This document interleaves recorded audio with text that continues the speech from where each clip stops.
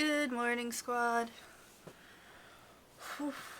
It is Sunday. At least where I am. I don't think it's Monday in other parts of the world yet, but I don't really know. And that doesn't matter to me. We are continuing on with 428 today. I think we might actually be done it after today. And if for some reason you haven't seen any of the game before, that's probably going to be okay because we're just doing some bonus content, that's some special extra episodes that seem to be kind of standalone. So you'll probably be fine.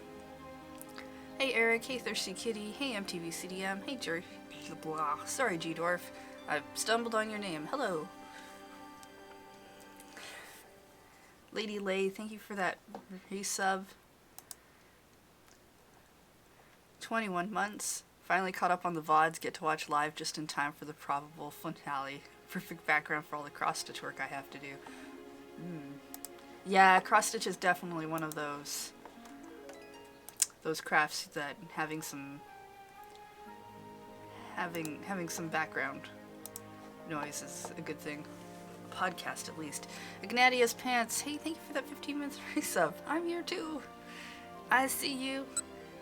And of course, anyone who's lurking in the chat, welcome. I know there's probably a couple of you hanging out. Let's load this game and get into it. Turning down the sound because the sound effects are always way overpowered for the mix. Yep, there we go. Hey Weagle, 17 months. I've needed a good chill stream this week. Normally we'd be playing the longest 5 minutes, or at least that's what my Sunday game is, and I think I just don't want to. So we're gonna finish up this game instead. We need to go to Minorc House Path, 4 o'clock.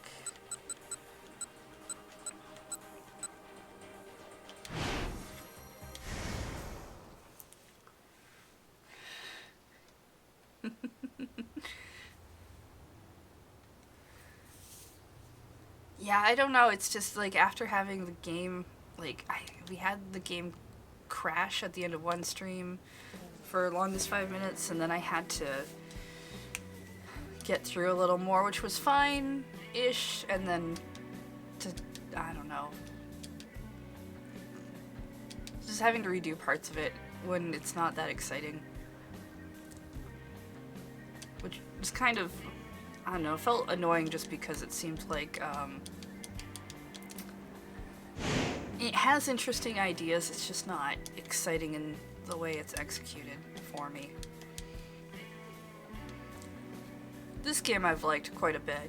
I mean, I'm getting kind of glad that we're near the end of it because it's way longer than I was expecting. But this game was a lot of fun.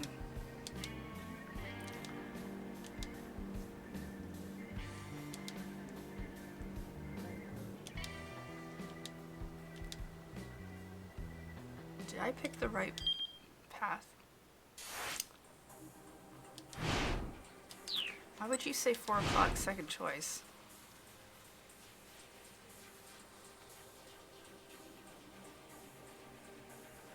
There is no choice.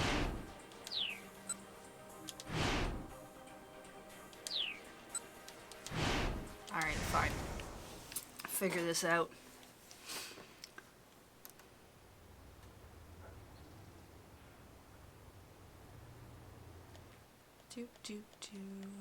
See if I can fast forward and find it.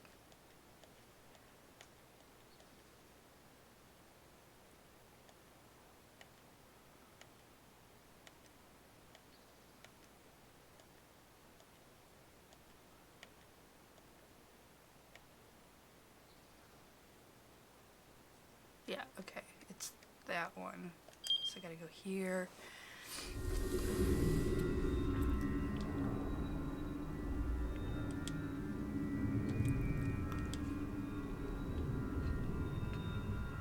Did the confrontation between Canon and Alfred in present-day Shibuya happen? Not really. She finally, got to the... I mean, she confronted Alfred on the train they both got away from each other. She made it to Shibuya on the airplane, or Tokyo, or wherever, and then they were like, cool, quick flashes of things, story over.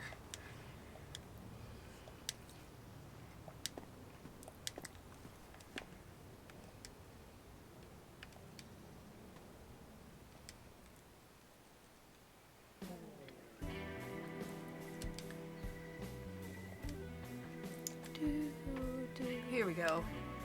Should be this one.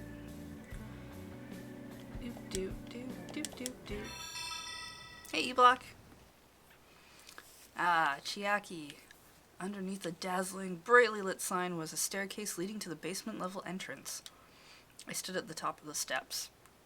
Maybe I should have turned this one down. No, I couldn't think like that. There was no way I could turn this down. I'd been completely broke with no money and no other work in the offing when Mr. Mino gave me this chance. I had been tasked with a page of the monthly 4-star general gossip, and I wanted my work to live up to his expectations. I had to do it. But, well, it all started several hours earlier. There's this new establishment that's popular with the middle-aged and older folks, Mr. Mino said. I'd like you to go there and get an interview. I was a bit startled by the request. It's popular with old guys? Is this place something risque? The core demographic for the gossip was older men. This readership was often baited with lewd articles. But if the place in question was a porn shop or something similar, wouldn't it be better to send a man instead? No, Mr. Mino said. It's not what you're thinking. It's perfectly fine for women to go there. Is it going to be the cosplay bar? What sort of establishment is it then? Mr. Mino cleared his throat. From what I hear, they yell at you. Yell at you? Like, you pay to get them to get mad at you on purpose? That's right. What for? That's what I'm sending you to go find out. I've made an appointment for you, so get going already. Well, this sounds terrible. Mr. Mino's barking kicked me into gear, and I found myself heading over to the place. With some trepidation, I made my way down the stairs. People got mad at me all the time when I was out on the job, so I couldn't understand why anyone would want to pay for the privilege of being chewed out. I opened the door at the end of the hall, and my ears were immediately treated to the sound of women's voices snapping angrily. Yeah, this is not a place I'd want to go hang out. I told the young man working as the host that I was there for an interview, and he led me to a waiting room. There were female employees in there, glaring sharply at the waiting customers. Why are the people who work here so angry? I asked. Oh, it's a service we provide for free. The young host kept his voice low, but there was pride in his response. Every so often, one of the women would click her tongue in disapproval. Each time he heard it, the older man alongside her would sheepishly cast his eyes down. I hadn't the foggiest idea why he seemed so happy. I was scared. No, more like weirded out. If I could have, I would have turned right around and left. But I needed the money, and more importantly, I owed it to Mr. Mino to get the material he wanted. Chiakiso, we're ready for you now, said the host. This way, please. Yes, of course. Thank you so much. My voice broke as I gave my reply. Awkwardly, I shuffled out of the waiting room. A woman on a sofa glared at me, shaking her head and tisking 3 times. The private room was maybe 50 square feet. The floor covered with tatami mats. We do hope you enjoy yourself. Please wait here, kneeling in the seiza position. I did as I was told, and got on my knees with my legs folded beneath my thighs. I worried that if I didn't, the host would be mad at me as well. As I waited nervously, I could hear voices coming from the room next door. An older man and woman were speaking with animation. Oh God, oh bless you. Are you really sorry, you miserable little ingrate? Bless you, bless you. Oh, one of you definitely hangs out on the internet. What the heck were they going on about? How could something like that be fun? You sure seemed to be enjoying yourself. I looked up to see that a woman had come into the room while I was distracted. It's not every day a girl shows up here. Did I hear correctly? You're here for an interview? Yeah. And do you know just what it means to be scolded? She was older than me, and had the bearing of a private secretary. Now she loomed above me with a condescending glare. Hey, Drazoth. All I could do was peer back up at her, down there on my knees. Who told you you were allowed to look up? Sorry. I quickly broke off eye contact. Where are you looking? Look a person in the eye when you're talking to them. First it was don't look, then it was look. This was absurd. I just wanted to get this over with as quickly as possible. Huddling in on myself, I focused on that hope. The woman let out a deep sigh of disapproval. Are you going to write an article about how you don't understand why people would go out of their way to be scolded? No, of course not. Don't you lie to me. She belted out the words furiously. Well, go on. Am I wrong? What are you going to do? Answer me. Eep. I couldn't take it anymore. I wanted to go home. Plus my butt was getting all sweaty from sitting in Seiza. Look at how weak and subservient you are. You have lived your whole life just running away from your responsibilities. That's why you deserve a chewing out like this. Ugh. Felt like she'd hit me in my very core. She'd zeroed in on all of my internal issues I'd been harboring. The fact was, she was right. I'd been a wishy-washy mess my entire life.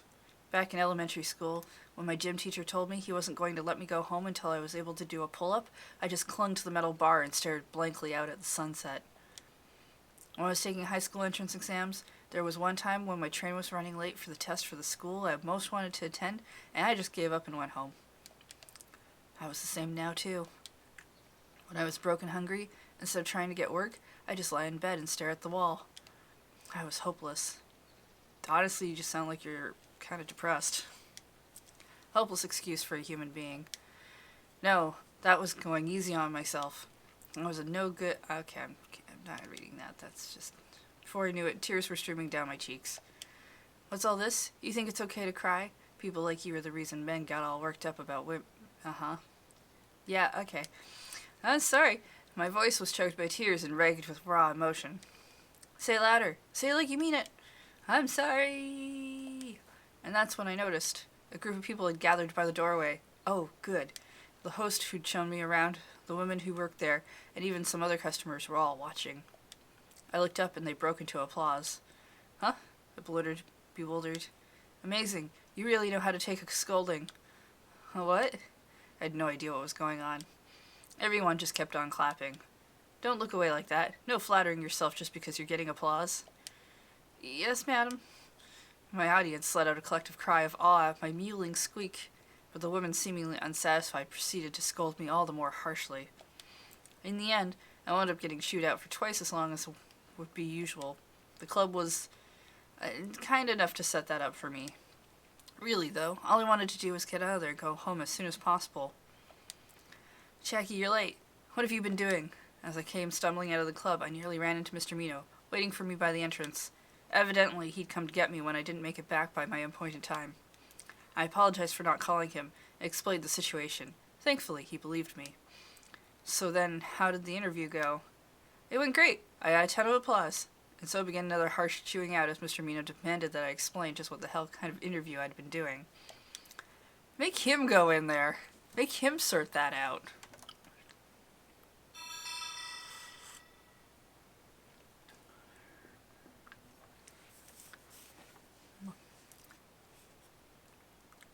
Like, I'm not against if this is your thing. I'm not even against this if people find this helpful for what they need to sort through. But I really hate reading things that are like, oh, useless, worthless excuse for a human being. Nope. Nope. Nope, nope, nope.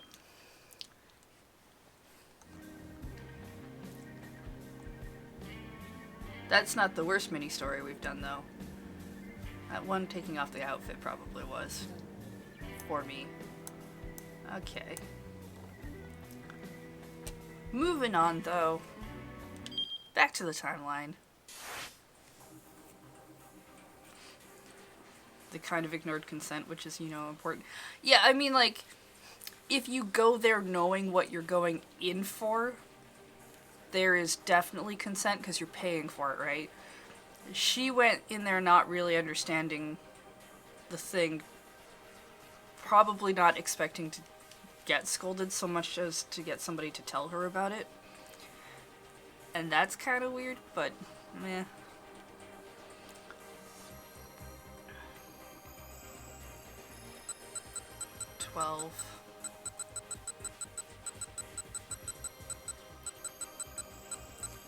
It's why there's usually a lot of, like, feel like with those things, for them to work properly, they have boundaries set up.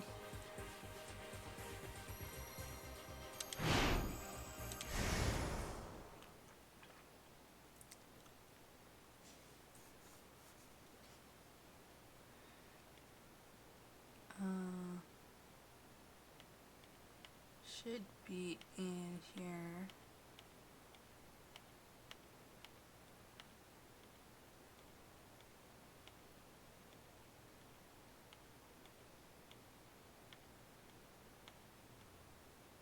Yep, it's that one. It's the earliest in there I can get. Oh, I have to just follow it out, don't I? Well, going forward. Watch me push a bunch of buttons real quickly.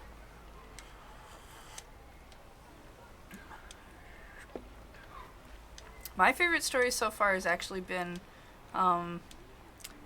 we did one with the cafe waitress, and her wanting to be a lawyer, and I really liked that one. I mostly just kind of pictured it all in the Ace Attorney universe, though. And the judge basically being the Ace Attorney judge, but like a lot younger.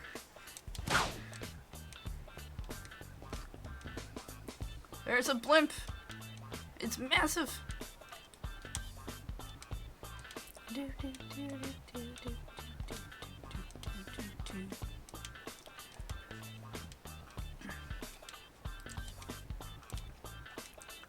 I'm hoping this story is maybe a little more interesting.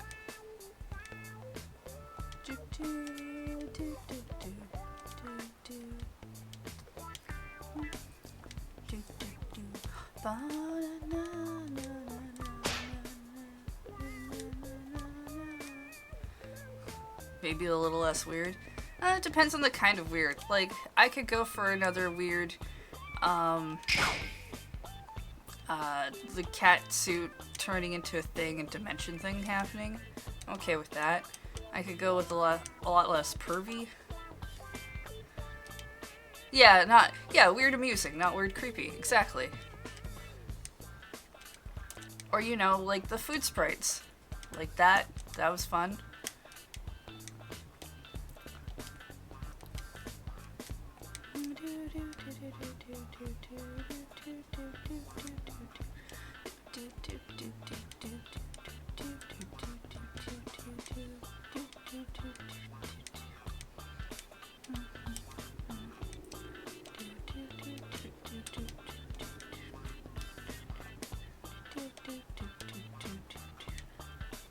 Ah, yeah, Kajiwara with his interdimensional pockets. That was a really good one. They set it up really well, too. The whole, like, interrogation room and pulling out the hot pot of tea. Yeah, Kajiwara is quite good. I was not sure of him when they introduced him in the story at first, but he really got good. Ah, here we go. Boop, boop, boop, boop, boop, boop. Ah. Taisei Yasuda. The sound of fingers clacking across the keyboard echoed in the dimly lit room. As soon as he'd gotten back to his apartment after his shift at the second-hand shop, Yasuda had gone straight to his computer. Ever since he'd started his blog, his day didn't feel complete until he'd made an update. And there we go. Taking a deep breath, Yasuda read back over what he'd just written. It's called Mixed Martial Arts for a reason. It's more than just punching. If your strikes aren't working out, you go for a takedown or something instead. I shared my observations here on my blog, and then, the week after, he managed to get his first win in a while. I'm positive that he saw my post. So come on, Funayama. If you're lost in the darkness, just lend me your ear. I'll let you know what to do. Another good one today. Feeling pleased, Yasuda clicked the post button. The floor of Yasuda's 100-square-foot apartment with kitchenette was littered with mounds of martial arts magazines, so many that there was hardly any room to walk. I mean, a 100-square-foot apartment, there's not much room to walk in the first place. His tiny LCD TV was set to a martial arts cable network. The TV ran 24 hours a day, and he saved the footage to a hard disk recorder. And of course, once a week, he could go out to see a fight, and then post about it on his blog. His most recent post was typical of his combative tone. He knew that he came off a little harsh, but his criticism was driven by his love of the sport. His confident online pronouncements did lead to an intense backlash from time to time, however. A few days after his scathing critique of Funiyama, for example, Yasuda received a rare response on his blog. The respondent's username was Passerby. Don't we have a user who goes by Passerby in the Twitch chat? At least on the Lure channel? Game's calling you out. That's how he took his opponent to the mat toward the end of the match, right? Ugh, seriously? What match were you even watching? And where the hell do you get off offering pointers like that? You can see his blood boiled as he read the comment. Where the hell did this person get off? His fingers darted to the keyboard. He had opinions. You think that that was deliberately set up? Pfft, don't make me laugh. STFU, noob. Funayama has had a pretty comprehensive career. If he had enough humility to hear me out, I'm sure he'd be able to win. Don't you want him to have a bright, bold future? If not, then you can just GTFO. I'm not going to delete your comment because I want other people to be able to see how wrong you are. Internet. Satisfied that he'd set the record straight, Yasuda went to bed. But the next morning when he checked his blog before going to work, he noticed immediately that something was unusual. The thread had gotten over 300 replies. Wow, someone sure is full of himself. Quit talking like you know more than you do. Maybe you should try stepping into the ring yourself if you're such an expert. Look at me. I can teach some dumbass what I know. People were having a field day. A few of them had come to Yasuda's defense, but they had been dismissed as sock puppet accounts. He snarled as he stared at the monitor too, preoccupied to even think of heading to the shop. Should he close the thread? Should he maybe close the whole blog instead? He leaned back and stared at the ceiling, thinking hard. He could only come to one conclusion. To get on with his day and not care? I'm not running from this. I'll take on all challengers anytime, anywhere. Okay, the opposite of what I thought. Slapping himself on both cheeks, Yasuda started typing out a new post. You guys don't understand anything. Mixed martial arts, as the name implies, involves a mixture of different fighting styles. Karate, judo, wrestling, boxing, you name it, I've done it. I'm watching these fights on a different level than the rest of you. So STFF, you noobs, I'm gonna school you. In reality, not only did Yasuda have no martial arts experience, he had barely participated in any sports his entire life. The only place he was a martial artist was inside his own head. His new post generated even more comments than before. 20 comments was usually a good day. This time, he'd easily blown past 3,000.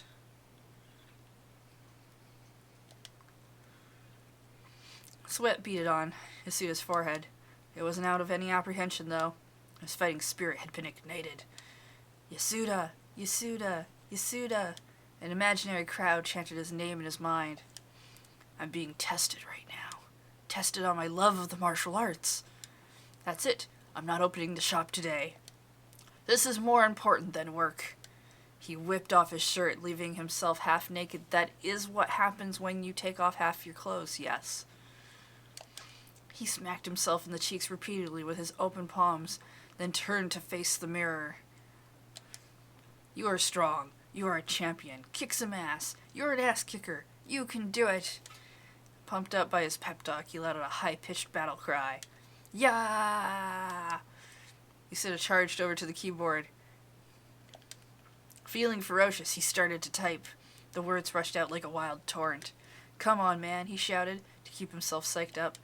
Shut the hell up, Mr. Yasuda, shouted his neighbor, an Indian exchange student named Mohinder from the other side of the apartment wall. Yasuda ignored him. After he fired off his post, the internet was quick to respond. When it did, Yasuda fired back again. It was like a fight that had turned into a hell-bent brawl with no concern for defense. Hey, can anyone search this guy's earlier blog posts and find out where he is? I'm pretty sure he said where he works. Now the cyber mob was picking through details Yasuda posted, trying to pinpoint where he lived. Oh, good. Homunculus, hey, thank you for that 21-month resub. Having not watched the previous streams, I'll just leave you and come back away slowly. It's okay. Well, maybe. I don't know what's about to happen. I shouldn't promise this. Ordinarily, he would have been trembling with fear right now, but he refused to back down. Lol, if you're gonna come at me, come at me. I'll take you on anytime you want. I'll show you how to pull off an actual tackle. My only worry is accidentally killing someone. Before you fight me, you'll have to sign a waiver absolving me of any liability if you die. If you're still good with that, then bring it on. After posting his defiance, though, he felt a sudden twinge of worry. What if someone really did challenge him? What would he do? He didn't know how to perform a tackle, or even throw a punch, really. Still, now was no time to hesitate. He'd deal with any challenge when it came, by taking it promptly to the police. Several months went by, and the flood of heated comments on Yasuda's blog continued. People had managed to track down his address and had learned his real name, but nobody had come to challenge him yet. In all likelihood, Yasuda's commenters were just like him, martial artists in their own minds only. That being the case, he decided he could go after them all for he was worth. Whoa, hey now, are the loudmouths who come to this blog really all talk and no action? Come on, I said I'd take it on at any time. If you got beef with me, come to the statue of Hachiko in Shibuya tomorrow morning at 10 o'clock. Hell, I'll even pay for your travel. You'll need the money for the medical expenses when I'm done with you. Hey Yasuda, it's 10 o'clock. Where the hell are you? I'm here. I'm a boxer with 5 years experience. I've been doing jiu-jitsu for 7 years and I'm here. Don't see no Yasuda though. Did he woos out? Run? Let's go to where he works. Don't be idiots. I didn't run off. I was just in the bathroom for a bit because my stomach was acting up. I'm by Hachiko now. How come no one's here? Don't lie, Yasuda. You're the one who's not here. I said I'm here. Where the hell are you? And to this day, the battle of imaginary martial arts versus imaginary martial artists rages on, each competitor still safely ensconced at home. The blog still gets over 1,000 hits a day. 'Cause... oh, algorithms.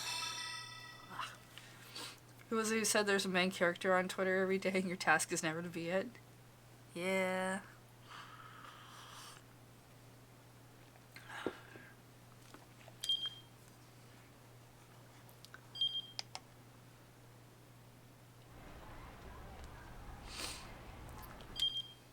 Okay.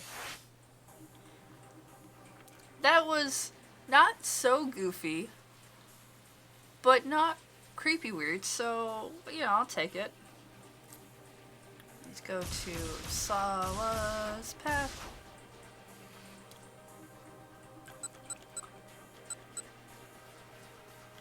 $12.35. And you'd have option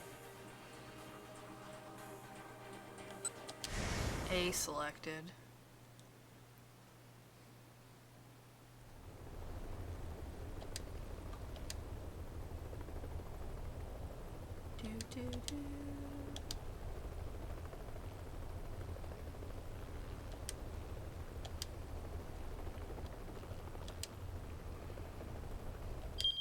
And then we need to go to Kano's Path. 1240.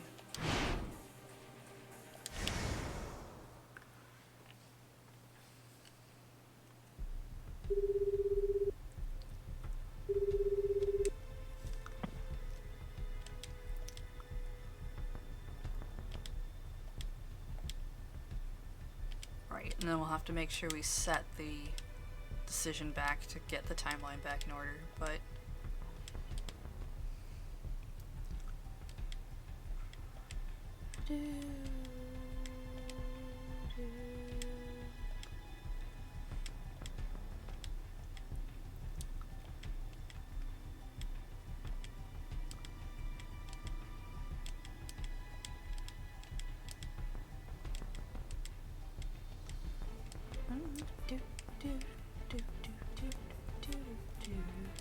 I'm gonna have to find a new game to play soon. I haven't had a chance to look in my my backlog. I've been busy working. Here we go. Bum bum bum bum bum bum. Oh hey, it's Hannah. Perhaps growing up means having to give up some things. I mean, kind of, sometimes. Safari Man, hey, thank you for resubscribing for 17 months. Welcome back. According to the Dragon Prince, sometimes growing up means to have to deal with things that you're not ready to deal with. Or at least that's how they always start those conversations. It's no fun playing with you, Hannah. Go home. She'd probably never be able to forget those words, even when she had grown to adulthood. Hannah Toyama loved playing hide-and-seek. None of her friends could find her when she was hiding, and on the rare occasion when she was it, she found everyone surprisingly fast. When it came to hide-and-seek, Hannah was the best of the best. One might say that she had an exceptional talent. In time, however, that talent turned into resentment. Her outstanding knack for the game made hide-and-seek pretty boring. Nobody could find her when she was hiding, and nobody stood a chance of hiding from her when she was it. And how could that possibly be fun for anyone? It was no fun playing with you, Hannah. Go home. Anyone whose best friend said something like that would feel pretty wounded. How about I go easy on you then, Hannah said to her pal Rico. I don't want anyone to go easy. We'll have more fun if you're gone. Just go home. After that, Hannah didn't play with her friends anymore. If she couldn't bear up alone, she thought, the rest of them... Hello, voice.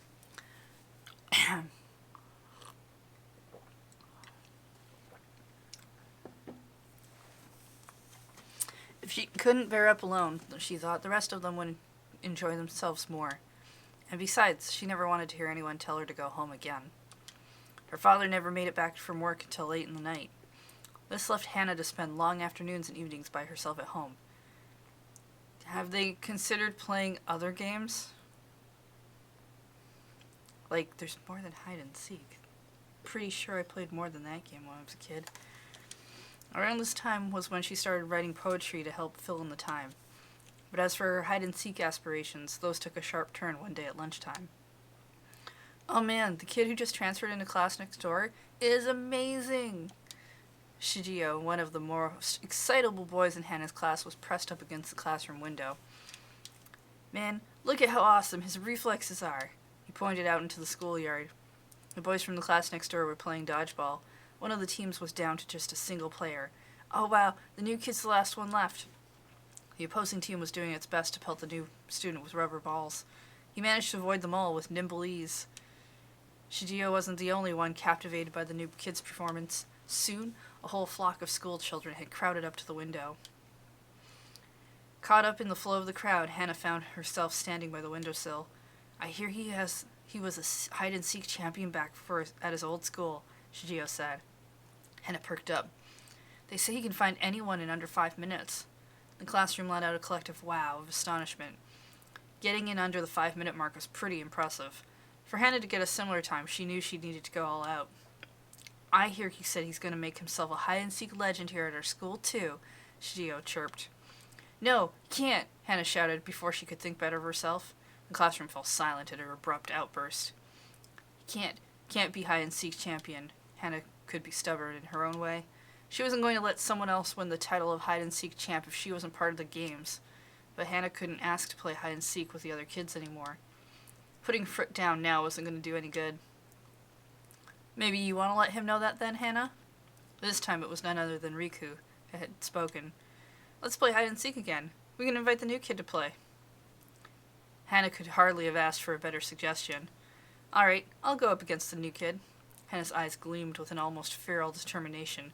The competitive spirit that she'd locked away had escaped into the open. And if I win, we'll know who the real hide-and-seek champion is. What's this kid's name? Ooh, go Taro. That was amazing, Taro. It was Shigio, face pressed against the window, calling out unthinkingly. Taro. Several days later, the children assembled at the park after school. Hannah and Taro, along with Shigio and Riko, stood in a circle. I've heard about you, Taro said with a challenging sneer. Hana, huh? Pfft, what a dumb name. That's rich coming from someone named Taro, Hana shot back. Let's do this fair and square, guys, Riko said, keeping her tone nice and reasonable. Shigeru could hardly contain his excitement. Oh, this is gonna be so cool, boy! The rules were simple. I mean, it's hide and seek.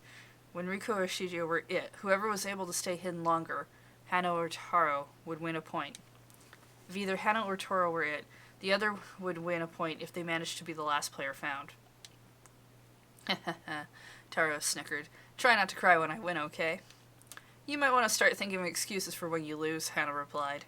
The four used rock, paper, scissors to decide who would be it.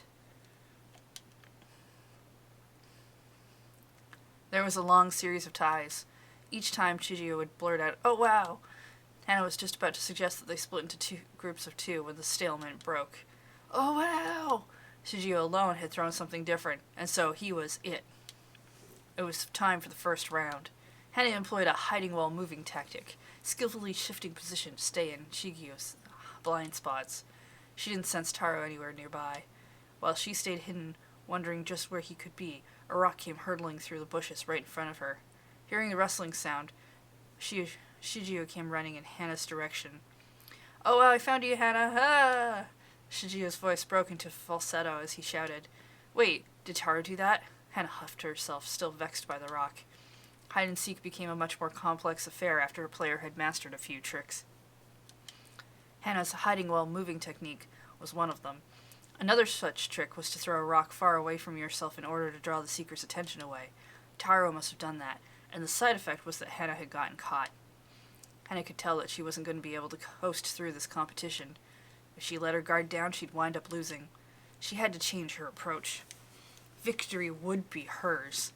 She was not going to give up her spot as the school's hide-and-seek champion, even though really no one wants to ever play with her for that reason. A new fire burned in her eyes. It was time for the second round. Once again, Shigeru wound up it after losing rock, paper, scissors. Things were quite different than they'd been in the first round. Right from the outset, Hana and Taro resorted to rock throwing. Shigeru was easily misdirected by the sound of stones landing here and there. "Come on, guys, this is dangerous," Riko exclaimed, standing up from the grass after a rock whizzed by her, and winding up the first to get caught. Soon afterwards, a clumsy misstep on Taro's part settled the round. He was about to throw another rock when he accidentally stepped on a dry stick with a loud crack. "Found you! Yeah!" Now it was 1-1. After that, the competition began steady back and forth between the two. With each new round, the winner and loser kept switching off, with no clear victor emerging. Shigeru and Riku were starting to get fed up with things, and so it was decided that the next round would be winner-take-all to settle the match. "No way am I going to lose," Hana vowed inwardly. One final round. Taro was it. Taro closed his eyes and began counting. 1, 2, 3. The others scattered at once. Hana quickly hid herself in the bed of a truck parked along the road that bounded one edge of the park. 8, 9, 10. Taro finished counting and stood up. Just then, the truck's engine revved up. Huh? The truck took off with Hana still aboard. Yeah. Continued in Taro Tell this episode. Two-parter. I mean, I saw the truck taking off. That seemed pretty obvious. Oh, right, I have to go change a thing back. Was it Osawa?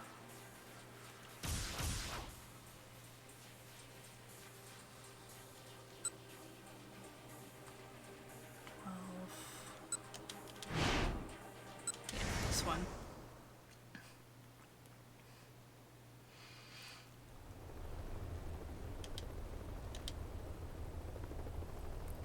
The ending, the second part is really sweet.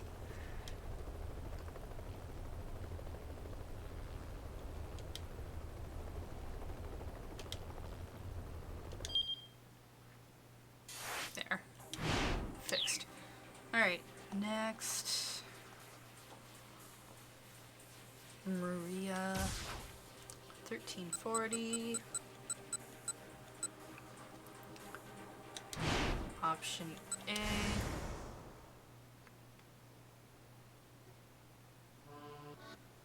Do, do, do, do, do, do.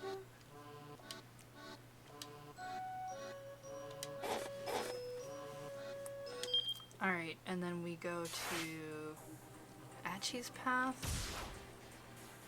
It says 1350. Looks like we jump.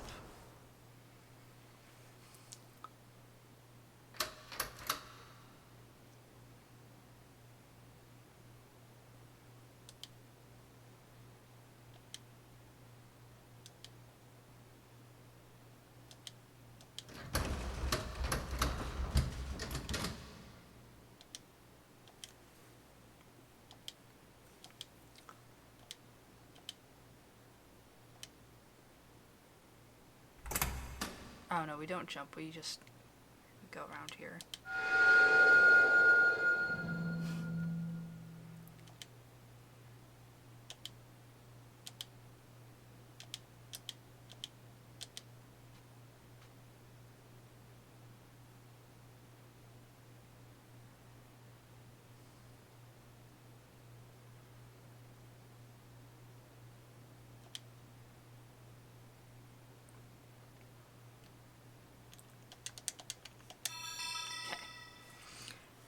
We don't use the jump, we just go to the jump section.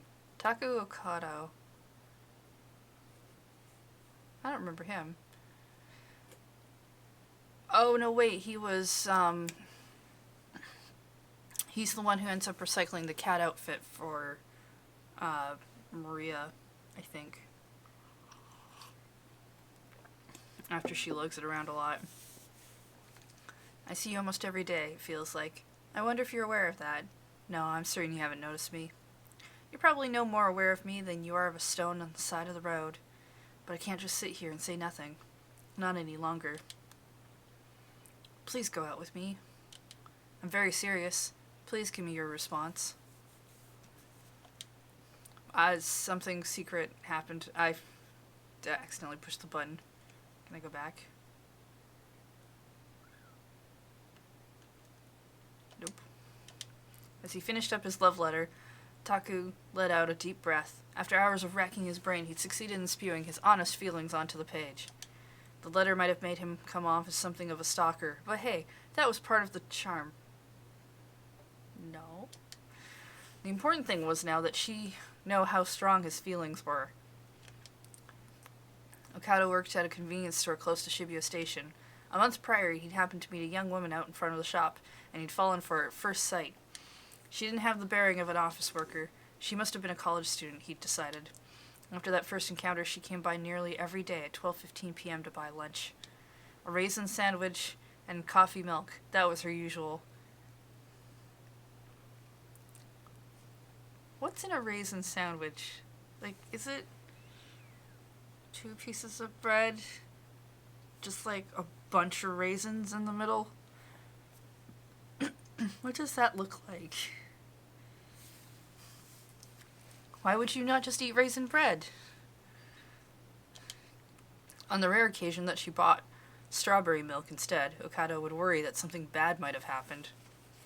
Well, sometimes people just want to change something up.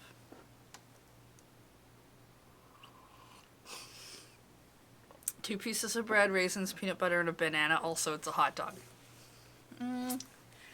Alright. But despite the regular meetings across the counter and the yearning looks he always gave her, theirs had remained the relationship of employee and customer. Resolved to change that, Okada had decided to pen the love letter. He needed to become a man before his 23rd birthday. Or what, there's an explosion? Now the issue was timing. When should he hand over the letter? Should he give it to her when she came to the register to pay? No, that was too risky. If the manager spotted him, he'd be in for a world of trouble. Should he go after her once she'd left the shop then? No, that was a no-go too. Okay, good. If he left the register unmanned, he would wind up getting fired for it. Okay, not for the reason I would have expected. What was the right move then? As he pulled up his hair trying to think of something, he was hit with a flash of inspiration. When he was bagging her items, he would slip the letter in along with them. That way, it wouldn't draw unwanted attention from the manager or the other customers. Nah, it'd just make her feel weird later. He did a little dance there in his room, rather pleased with his idea. And soon enough, the time came for him to put his plan into action. Okada had been acting nonchalant all through this morning shift. He greeted customers in a more lively tone than usual. There was even a legitimate note of appreciation when he told them, "Thank you," after they'd done shopping. And then she came into the shop. The place was bustling with customers who'd come in to buy lunch. The young woman arrived right on schedule. With raisin sandwich and coffee milk in hand, she walked over to the register counter. It was only then that Okada realized the flaw in his plan.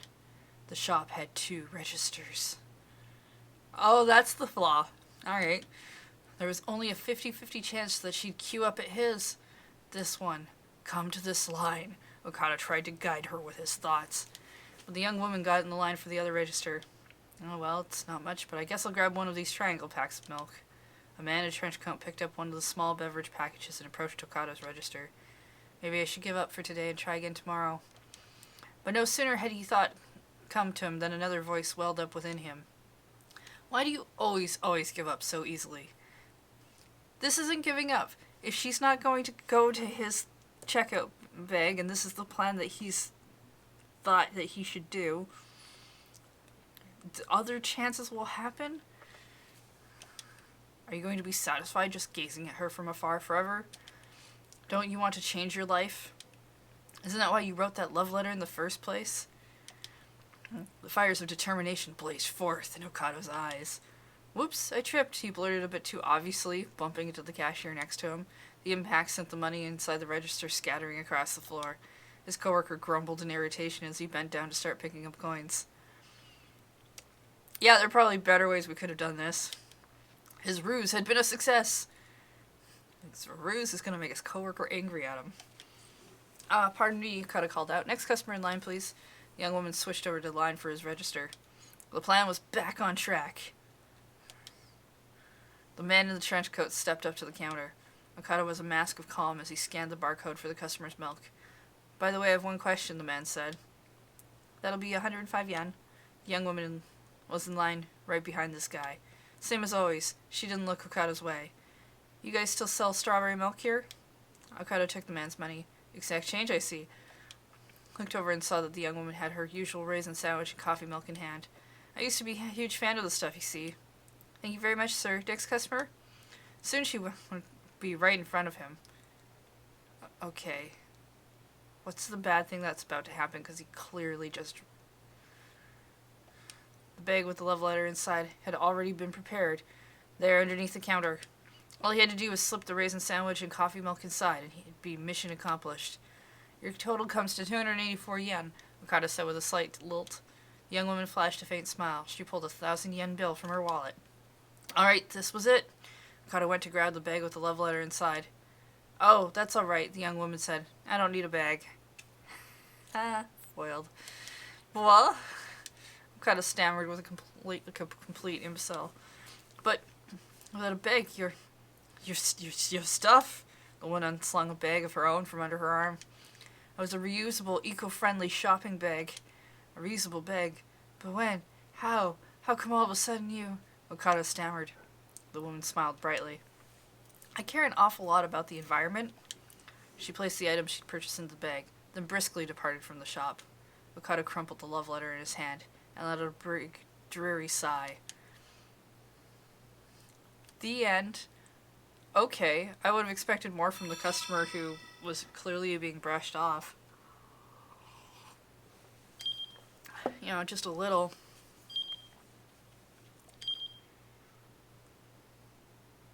Alright, let's not watch that bad end.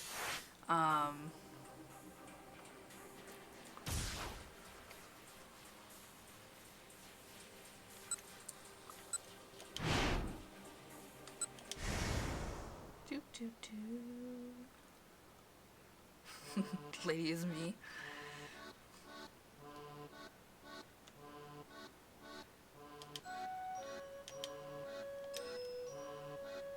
Alright, timeline restored.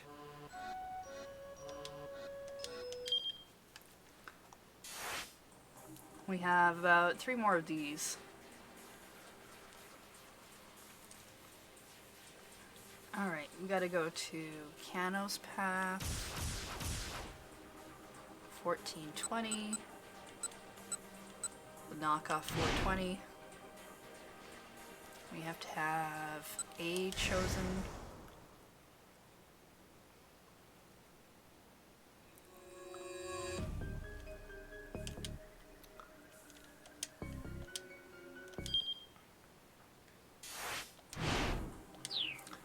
And then we gotta go to Asawa's Path.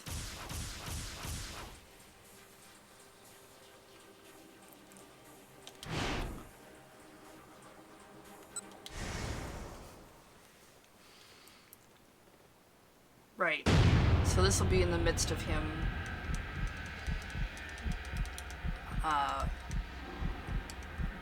over-imagining how basically everyone will die.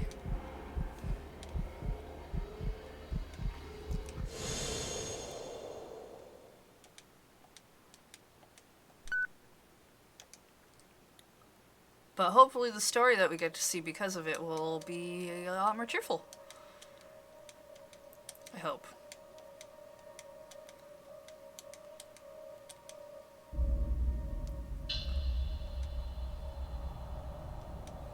Yeah, I don't know what triangular shapes of milk look like. It's not... It's actually not, I don't think I've actually seen that. This might be the Spooky Waitress's story? Oh, I'd like that. I want her story.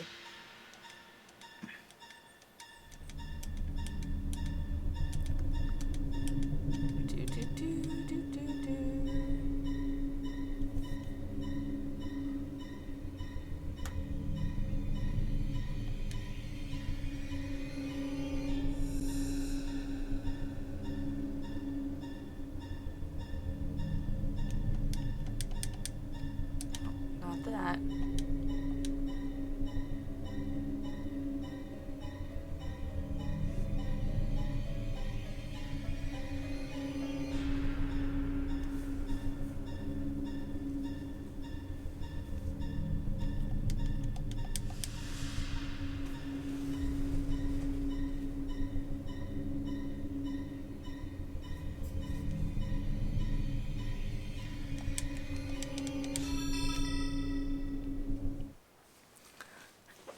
Masai Take.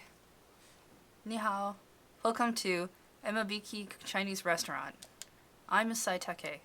I work here. Oh, what's that? You think that's a strange name? I guess you're right. It is a weird name. Is it?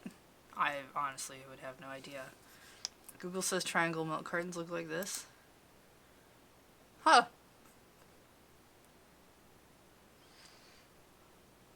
I've never seen a milk carton look like that. That's kind of cool. Imabiki Chinese restaurant.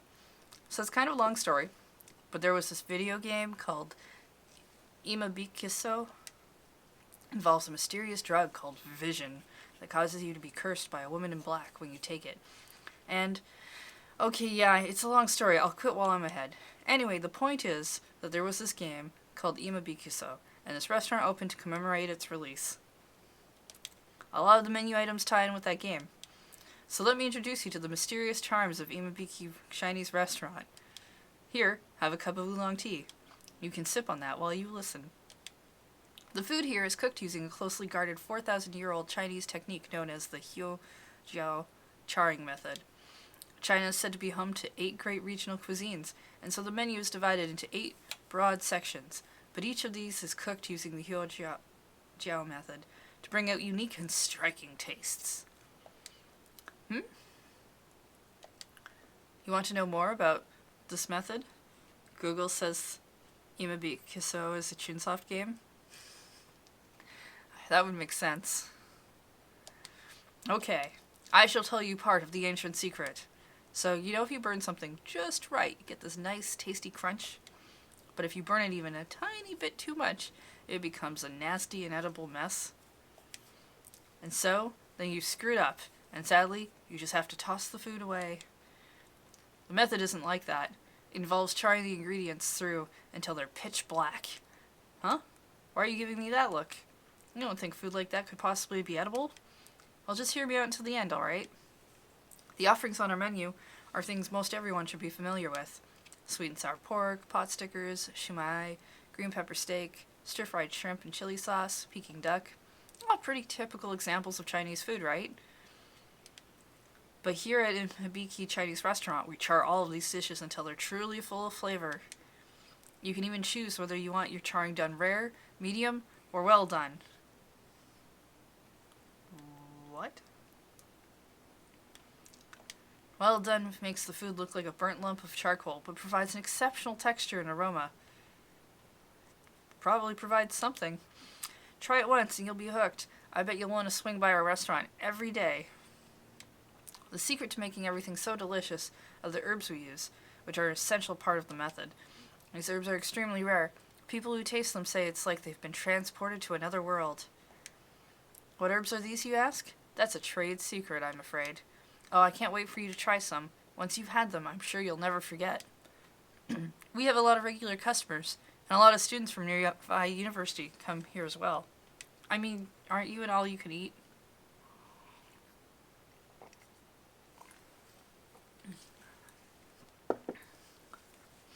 Oh, and what perfect timing! Here's one of our regulars now, Hiroki Makimura. Oh, don't be like that, Hiroki. Say something. Ever since eating here, everything I eat or drink has this bitter taste. See, what did I tell you? Eating here gets you hooked. Honestly, it sounds like eating here just ruins everything else for you. And it isn't just bitter flavors. Lately, I can see everything. Huh? What was that? The one in black. I can see her. Well, let's let him finish mumbling as he finds his way to his seat. Hiroki's looking a bit unwell today. Look, here's another one of our regulars now.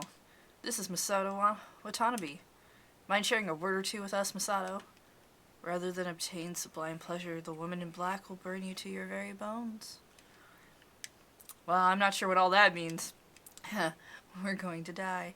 You, me, charred, twisted bodies. Never mind these, eccentricities.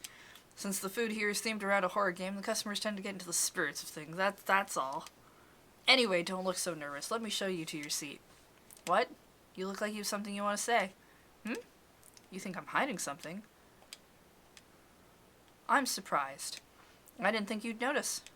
That's alright, though. I'll tell you everything I've been keeping from you. Like I said, make sure to hear me out until the very end. And then you will be cursed. Cursed just like Hiroki and Masato. Ha ha ha ha ha ha. Aw, I'm just messing with you. Did I spook you? There's no need to worry. Of course you're not going to get cursed. Because you see, you're already cursed. Yeah, I saw that coming. Don't you remember? That oolong tea you drank? Yeah, this is why you never drink the food of the fairy world. It was steeped with the special herbs I mentioned. I suppose now I can tell you what it's called.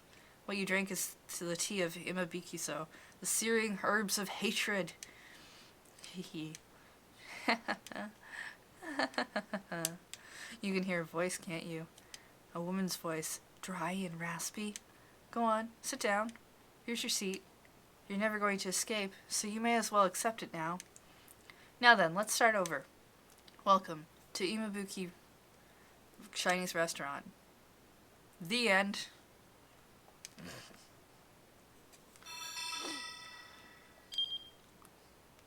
Good news, you've been cursed. Drugged your tea.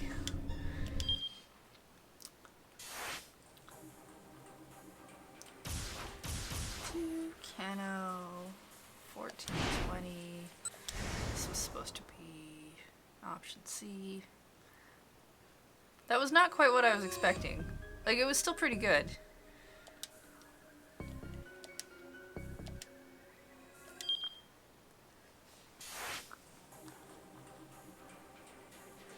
But I did expect a little more. Alright, so 1430. Maria.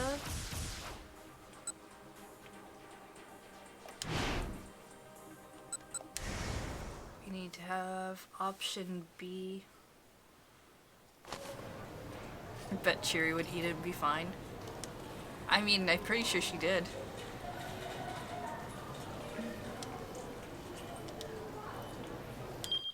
And then we gotta go to Achi's path.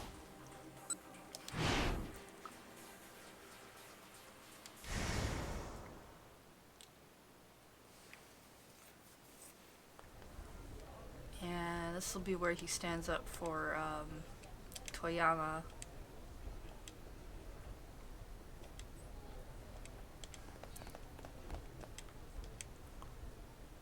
Yeah, there's this one and I think one other one we have left to do. And then we'll have some time, so I guess we can do some of those extra scenarios that I said we weren't going to bother with, but I've got time.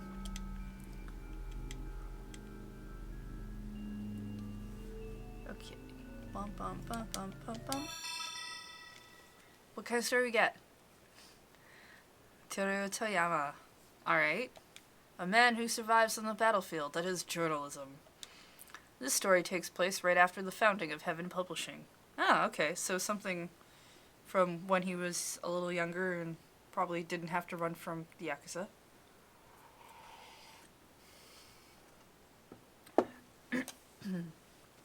I hope.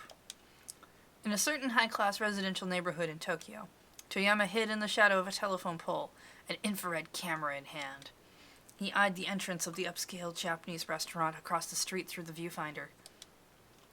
Oh, I'm so sleepy. How many days had it been now? How much time and money had he spent in getting this far? And how little did he have to show for it? He felt a pit of emptiness and despondency open up inside him. But he couldn't give up now. That was the one good lead he had to go on. Toyama had been closing in on a big scoop. There were persistent rumors about a member of the reigning political party involved, somehow with the head of the Shiraminegumi Yakuza syndicate. If the stories turned out to be true, it could lead to a major upheaval in the government. A party that had held power for quite some time would probably fall from grace in dramatic fashion. The public wouldn't stand idly by. If it became well known that people in the government were in bed with the Yakuza, there would be a national uproar with international repercussions. Japan's reputation on the world stage might well become mud overnight. A scandal like that probably wasn't in the country's best interest. But the alternative was surely worse. The infection needed to be located quickly and then excised. And the only one who could expose that infection is me. Toyama's smoldering sense of purpose blazed up once again. But his target was doing a good job of not giving himself away. Toyama was certain that the Diet member and a high-ranked Yakuza used this restaurant for their meetings, but neither had shown himself since he started his stakeout.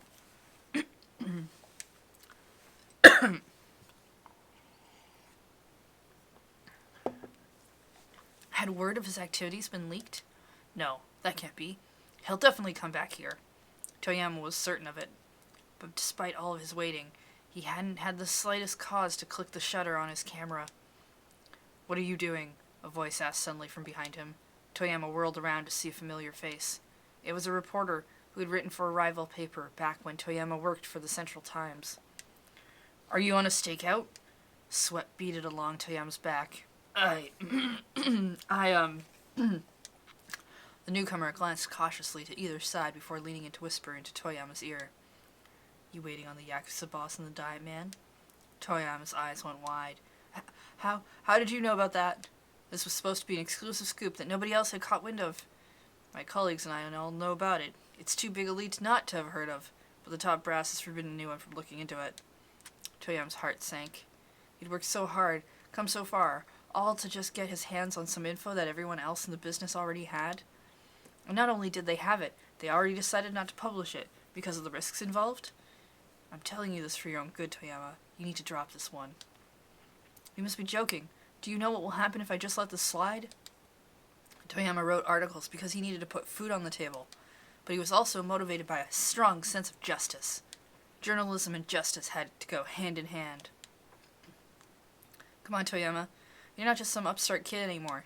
The man frowned like a disapproving schoolteacher. Toyama bristled. At least I'm not the one sacrificing the truth to protect the status quo. Look, if you want to make fun of me, go ahead. I've got 2 kids and a loan on the house I just bought. Toyama practically lunged at the other fellow. Damn it, man. Have you no sense of pride? Whoa, hey, hold on. Let me finish. The man pulled free of Toyama's grasp.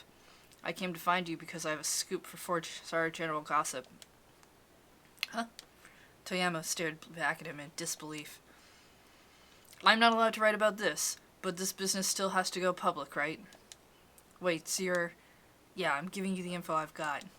He and Toyama shared a conspiratorial look. There's a warehouse down by the docks you might want to check out.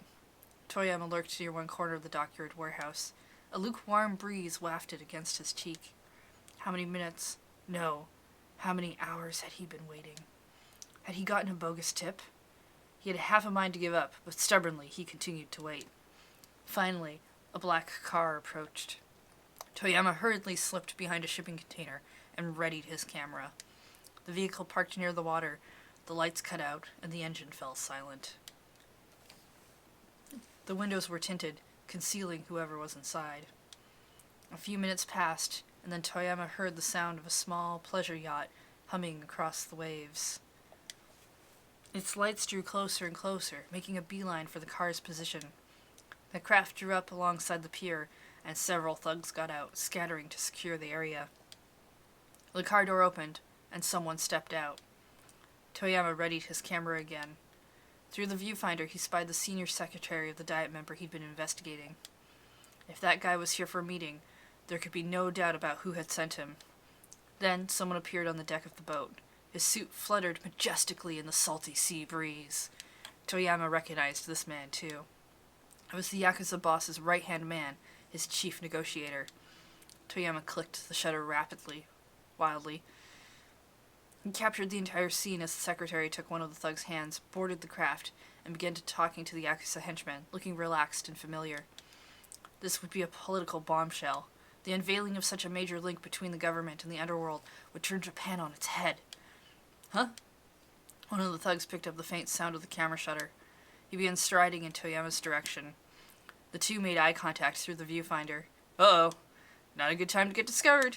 Toyama scurried away, desperate to flee the scene. He spotted a truck parked a short way down the road. There was no time to look for something better. He clambered up and hid inside the bed of the truck. A moment later, the truck engine started, and the vehicle sped away. Toyama lay huddled on his side, his eyes scrunched tightly shut. Only occasionally did he risk a glimpse at the passing scenery. The truck left the harbor and got onto the Shanto Expressway. Then he merged onto the Toyama Expressway. That meant it was going to keep heading west, probably for quite some distance. It was indeed a good long while before the truck finally stopped. Once he heard the driver get out and walk away, Toyama popped his head up and took a look around. His eyes alighted on a blue road sign nearby. Nagoya? Oh, this was bad. He needed to get back to Tokyo right away. Warily, he dragged himself to his feet. As he did, he sensed something behind him. Dad? Hannah? Is that you? Somehow, Toyama's daughter was in the bed of the truck there with him. She must have been in there for hours.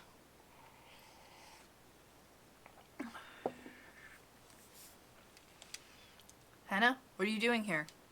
I wanted to be the hide-and-seek champion. Hide-and-seek? Wait, so you hid in the back of this truck and then... Hannah gave a tiny nod. But what are you doing here, Dad? Ah, right, well, Daddy was chasing after a scoop. Uh-huh. Yeah. The two chuckled awkwardly. Well, first things first, Toyama said. We need to get home. They climbed out of the back of the truck and started walking. So, did you manage to become hide-and-seek champion? Definitely. The kid who's it still hasn't found me after all. What about you? Your scoop, Dad? Oh, I was right on the mark. Sales for the next issue of 4-Star General Gossip are going to be through the roof. I guess that makes you champion too, Dad. I guess you're right. And as dawn broke over the streets of Nagoya, father and daughter walked amicably along, hand in hand. I mean, that's kind of cute and at the same time also horrifying that that she was just in this truck bed for a super long time, and I guess he never knew that she'd been missing for like ages. Only mildly horrifying if I think about it too hard. You know.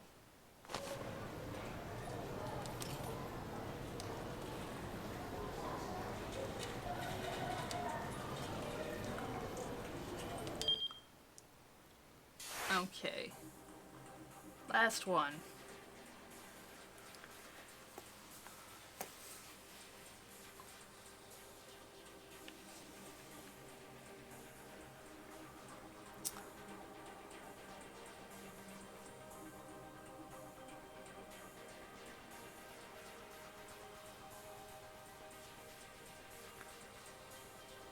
Okay, I have to go into Suzune's story.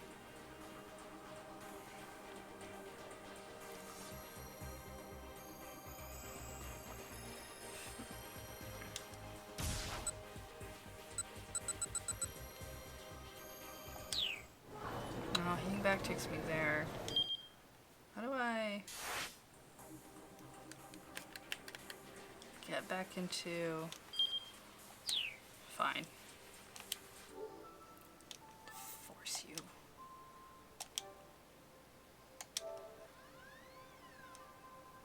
Hey, Anubis. How's it going? This sounds like this might take us a little bit to get to, so... How you doing, chat?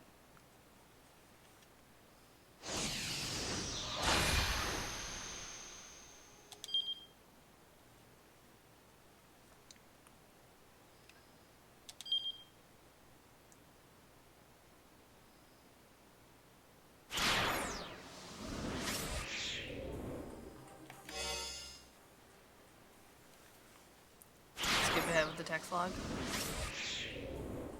Seems to be in... Should pack doing working week in Wales.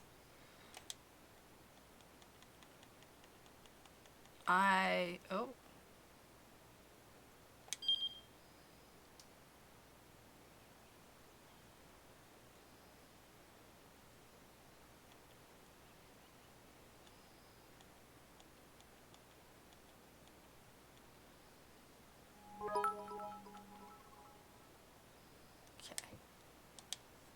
Can't skip all the way there, but was able to skip a good portion. That's good.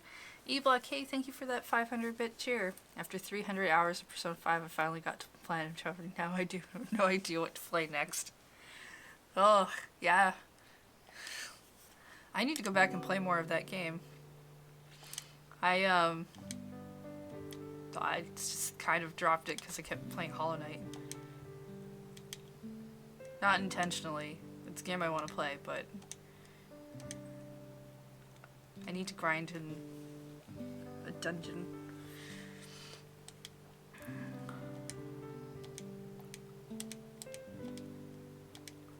$300 to platinum. Wait, isn't one of the trophies in that thing like having to hear so many lines of text from a certain character too? Like they did with Persona 4?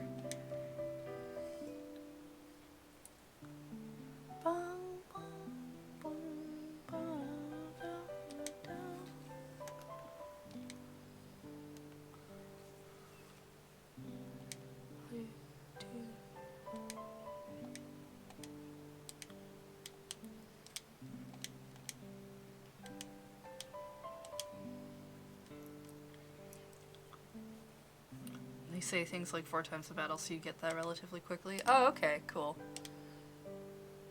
I know, I read that the one from Persona 4 was actually a super pain to get.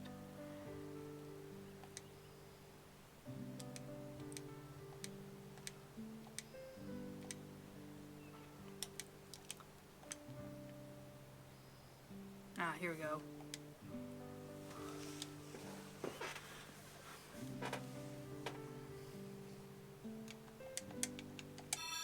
Okay, that wasn't as bad to get to as I thought it would be.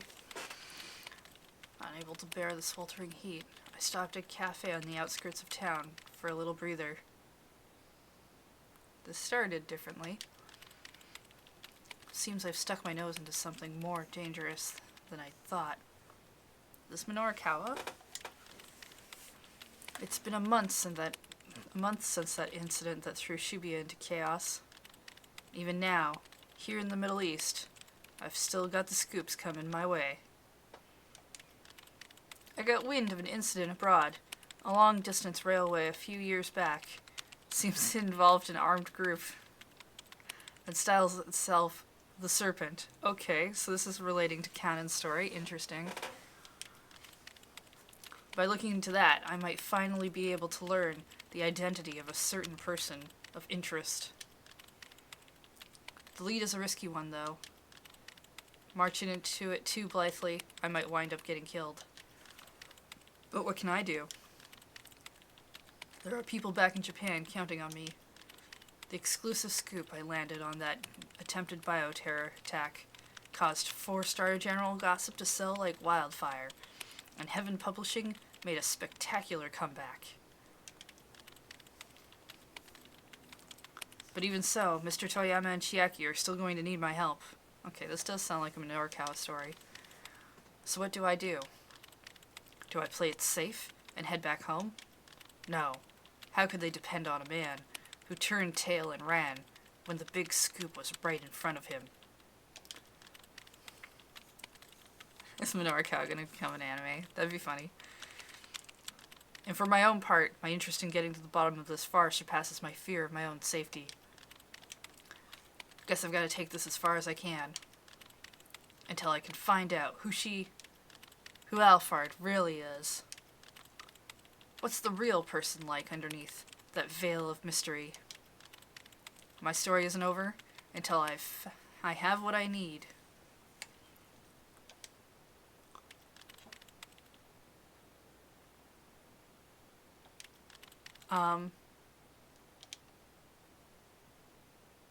Well, if there was supposed to be extra text there, I didn't see it.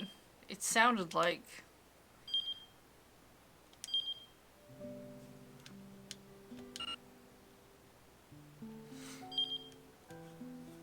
How do I get out of the scenario then?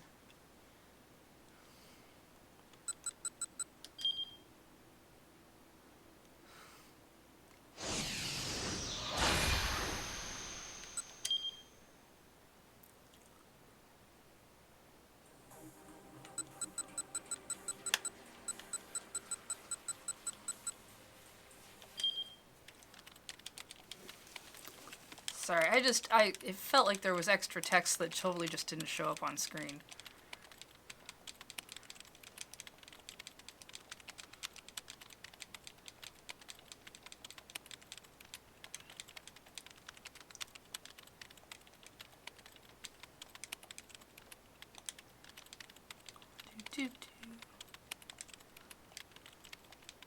I think it's neat to see them tie one of the mini stories into canon story, especially since it's hidden in Suzune's.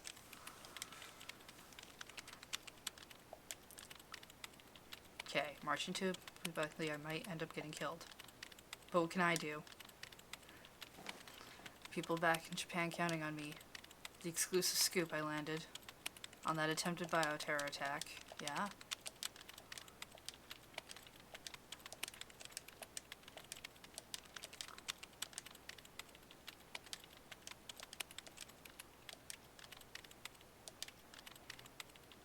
Play it safe, head back home. Whoa, there's additional music even. Weird. No, how could they depend on a man who turned tail and ran when the big scoop was right in front of his nose? And for my own part, my interest in getting to the bottom of this far surpasses my fear for my own safety. Guess I've got to take this as far as I can. Until I can find out who Alphard really is. What's the real person like underneath that veil of mystery? My story isn't over until I have what I need. Nope. Okay, maybe that really is it. Weird. Feels short. Like, not quite right.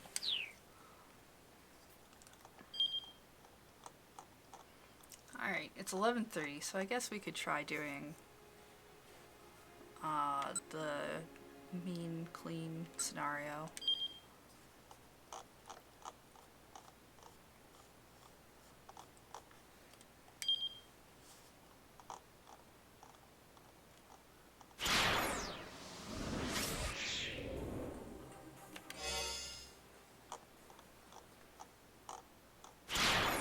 I just find that part in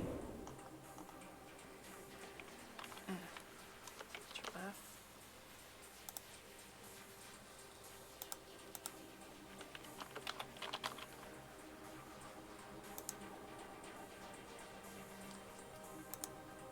Alright, let's see.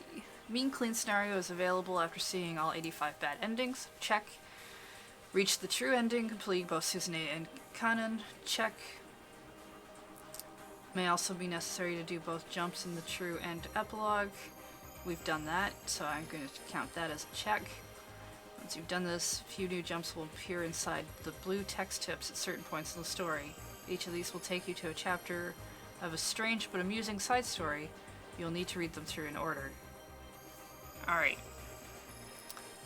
So we need to hit up the timeline. What was the other thing? He wanted me to make sure that the epilogue had a complete end.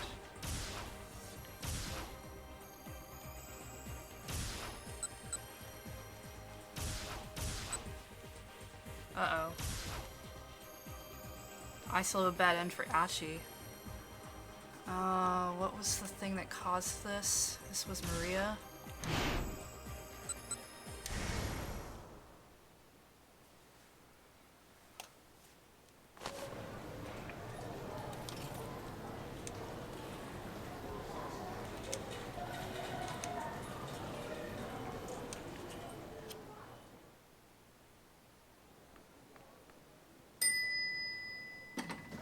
That should have fixed it.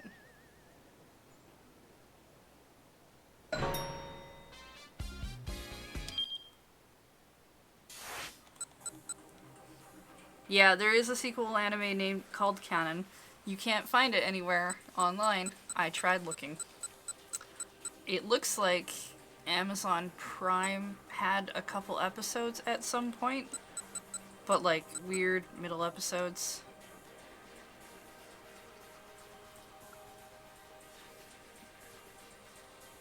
Ensure that the epilogue is complete and leads to end.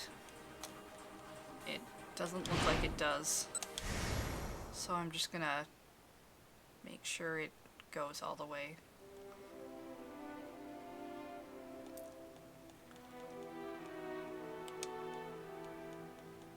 And can I skip forward? Force that a little bit, maybe?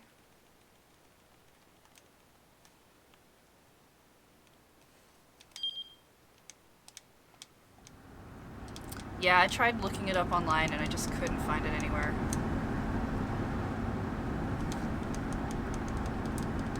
Because it seems like the kind of thing you'd be able to find on like at least Crunchyroll or the Funimation site.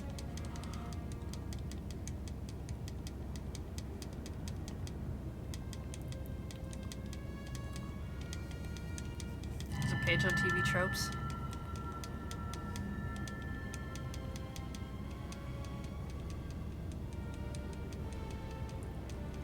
I don't know if the, yeah, I don't know if the anime, like, concludes their story or anything, or if it's just like a, hey, we had a thing, let's do a rivalry story. But it kind of seems like it continues on.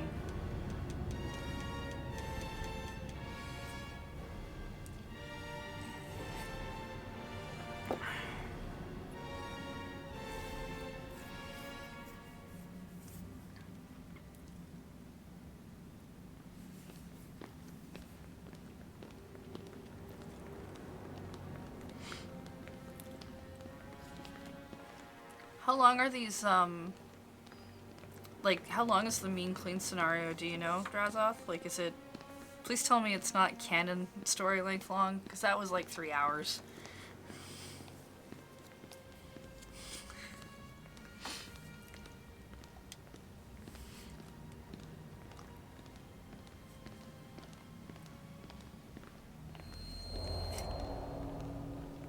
It's not as long as canon story. Good. Like, I liked canon story okay, it just was kind of long for what I wanted off of it. So many flashbacks within flashbacks.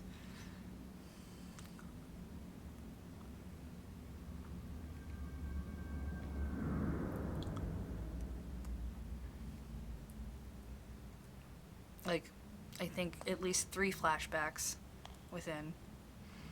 Does come in 5 parts, so it's easier to stop and continue later if needed. Okay, well that's good.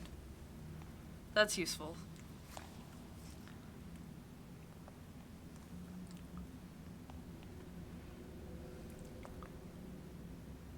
Naruto was in the anime. That would make sense.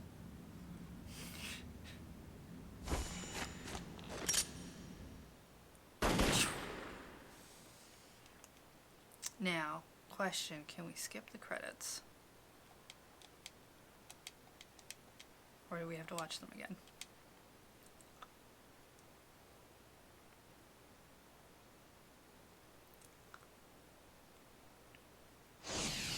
Oh, okay. Cool.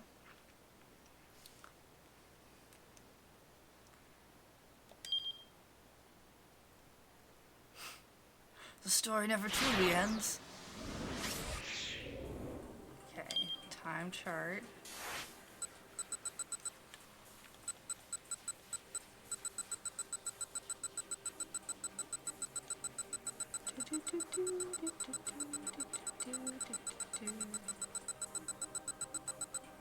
Good, okay. That should fulfill all the requirements for us to do this. So we need to go to Achi's path, 1530.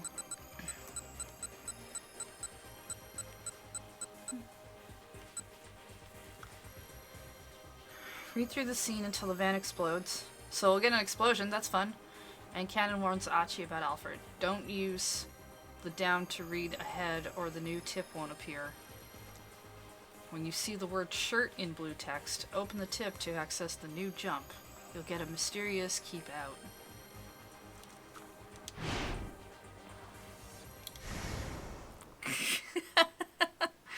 Euplex just like, yes, explosions. Till after the van explodes, and then there's gonna be...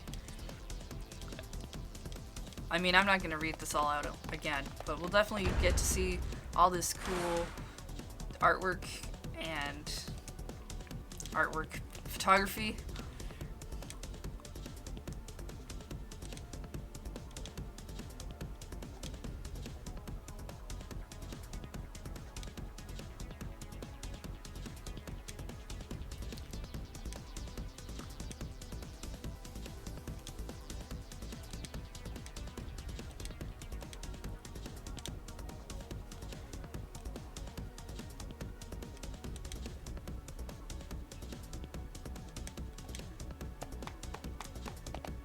And...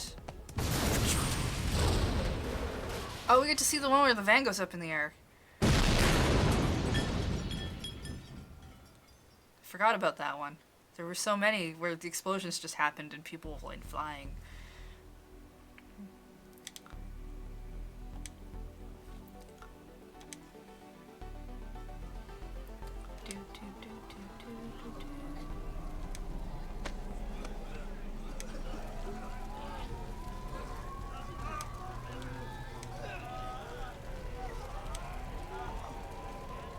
Oh hey, you can actually see the pinprick where the blood had been taken now that I'm looking for that.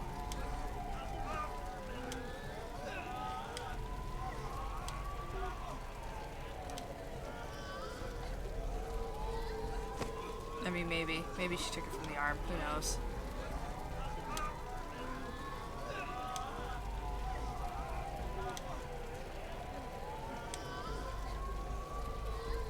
Come on.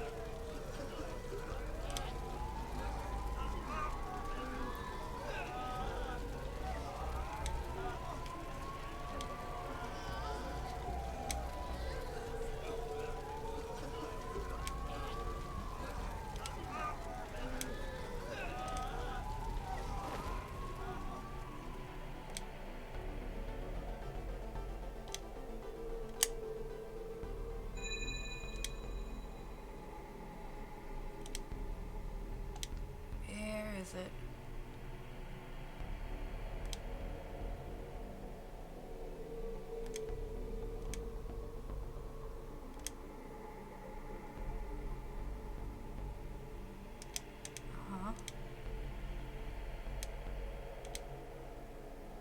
There it is. About your shirt.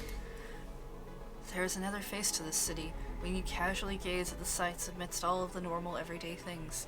There are stories that nobody has told. Let this tale of one brave fellow fighting in secret now be a secret no longer. Hachimaru?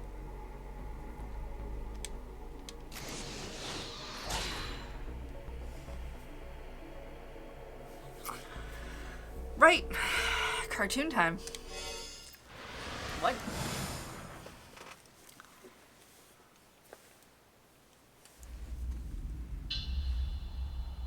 Huff, huff, huff.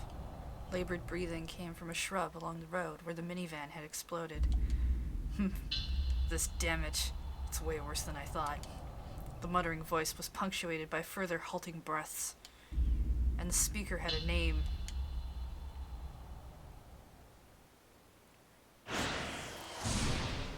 That name was Keep Out. None of your business. Alright. Next one is in Maria's Path. 4 o'clock.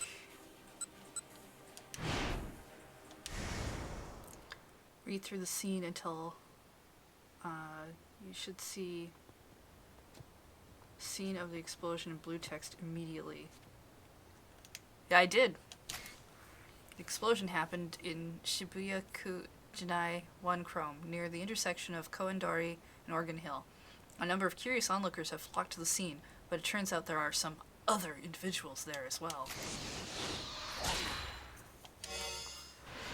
What a weird way to hide a thing.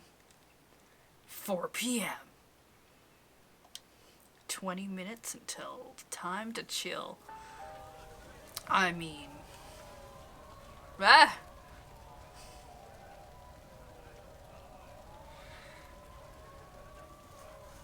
What the heck? What's going on? Cried Big Joe, gazing up at the rising plume of black smoke.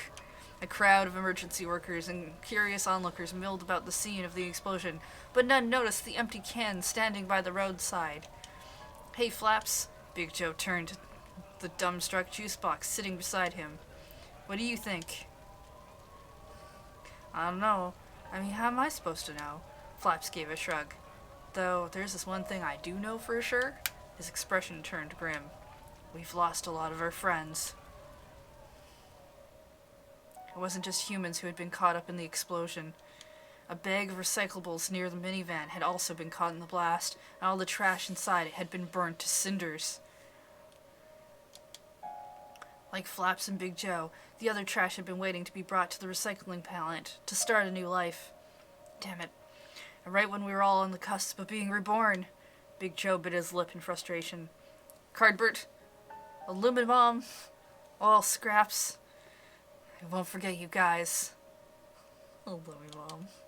Tears of coffee streamed down Big Joe's eyes. Big Joe, Flaps mumbled. Take a look at this. There was a small green mass stuck to the surface of the road. What do you think it is? The thing was sticky and it gave off a foul stench. It pulsed rhythmically as if it were alive. I'll tell you what it is, Big Joe said, his mouth twisting up. It's gross. The green mass wriggled and wreathed for a while, but eventually went stiff, as if it had stopped breathing. And then it vanished with a sklurp.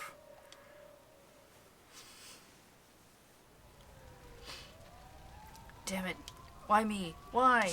A rustling came from the shrub near where Big Joe and Flaps were standing. That Achi punk didn't even see me in here.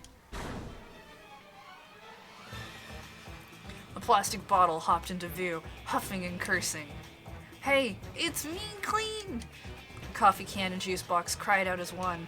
What the heck is he doing here? It's like seeing a ghost, Big Joe. Dude, Big Joe said to the newcomer, they say that I retired ages ago. Mean Clean finished with a grimace. Yeah, that was the plan. Water burbled inside from a sizable hole in his midsection. Dude, look, Big Joe pointed to Mean Clean's belly.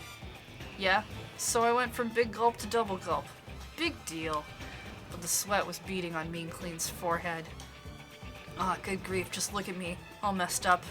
Whoever moron's responsible for this, I'm gonna find him and kick his ass, Clean grumbled.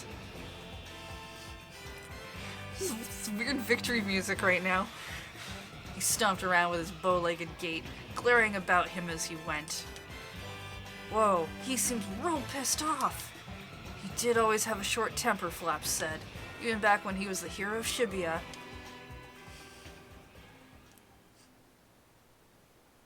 It's really funny. Okay, this was worth it.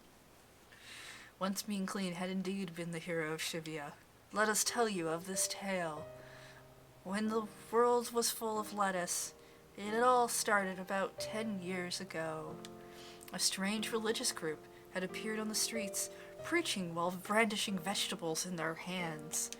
They seemed harmless enough at first, until their adherents started going on rampages, violently scattering vegetables all over town. The discarded vegetables quickly rotted, suffusing the whole area with the stench of garbage. The Great Compost Incident, they called it. The police ramped up their supervision of Shibuya, but because unlawful dumping of garbage was only punishable with a modest fine under Japanese law, there was no way to rein in the believers' environmental terrorism. Day by day, Shibuya descended into filth. That was when a young Mean Clean stepped up.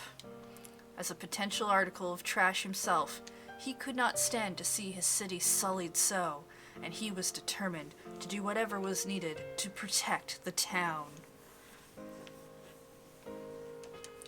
Sending up a wild battle cry, he went about accosting the vegetable tossers one by one, picking up their strewn garbage and disposing of it properly. This glorious struggle went on for 8 years. By the time it was done, Mean Clean was tattered and worn, a shadow of his former self. His friends, Big Joe and Flaps included, gathered around him as he prepared to meet his end. "Hang in there, Mean Clean," cried Flaps. "You can make it." "Yeah, you can't die, dude." Their earnest pleas brought a faint smile to Mean Clean's face, and with a weak voice, he whispered his last request. "Throw me in a bin for the reusable waste. I want to be recycled when I go." Big Joe and his other friends did as he had asked, but the fact was that 90% of plastic bottles were burned without being recycled. Even when they did get recycled, many were made into other products, such as clothing, clear plastic filing folders, or vinyl rope. The odds of Mean Clean coming back another plastic bottle were immeasurably low. So, what was it? Drazos earlier said, "I never noticed during my playthrough, but after the explosion, Mean Clean disappears from Achi's shirt." And I was like, okay, yeah. That's a strange little detail. After collection, Mean Clean was pulverized, processed, and born anew as a t-shirt. He was then passed on from person to person until he met Achi at a second-hand clothing shop. When Achi hit the streets of Shibuya, Mean Clean was saddened and dismayed. He had shown the vegetable cult the light, but still, Shibuya was not beautiful. If anything, it was marred by even more trash than in the old days. It turned out that the religious sect was not his only enemy. Many of the people of Shibuya were themselves responsible for dirtying their once fair city. Shibuya was overwhelmed with trash. The city was rotting. But on its own, Mean Clean could do nothing. Each time he gazed out from Achi's t-shirt, he was awash with frustration at his own impotence.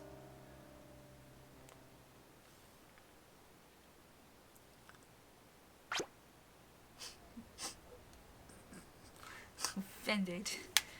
Flaps slapped an adhesive bandage across Mean Clean's abdomen. "So, how'd you get your old form back?" the juice box asked. Mean Clean rubbed at his midsection. "It happened during the explosion."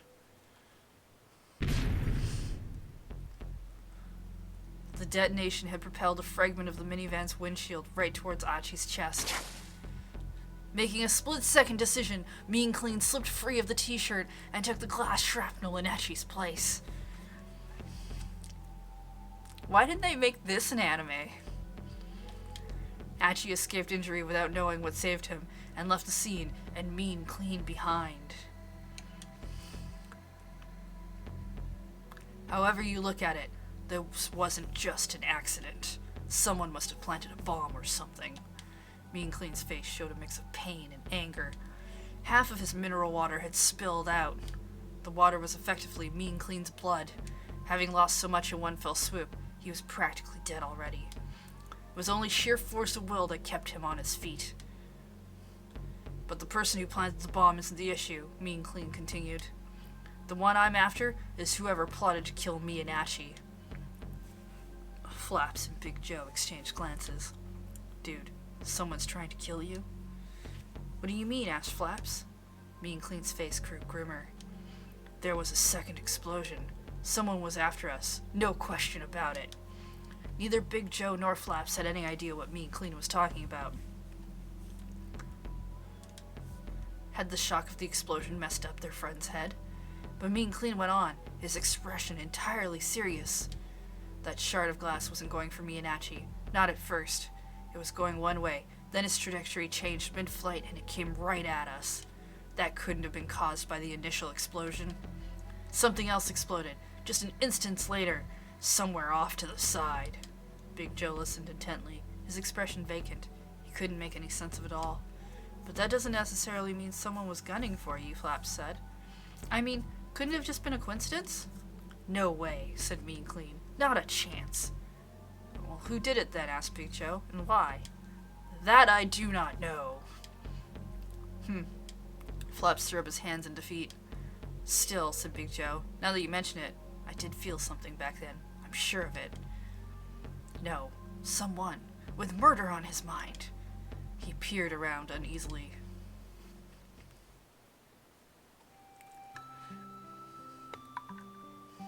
Ah! Tiny old pot! Hick-wee! Just then, someone came lurching by. It was an empty sake jar. Well, empty of sake, anyway. He'd since been planted with a bonsai.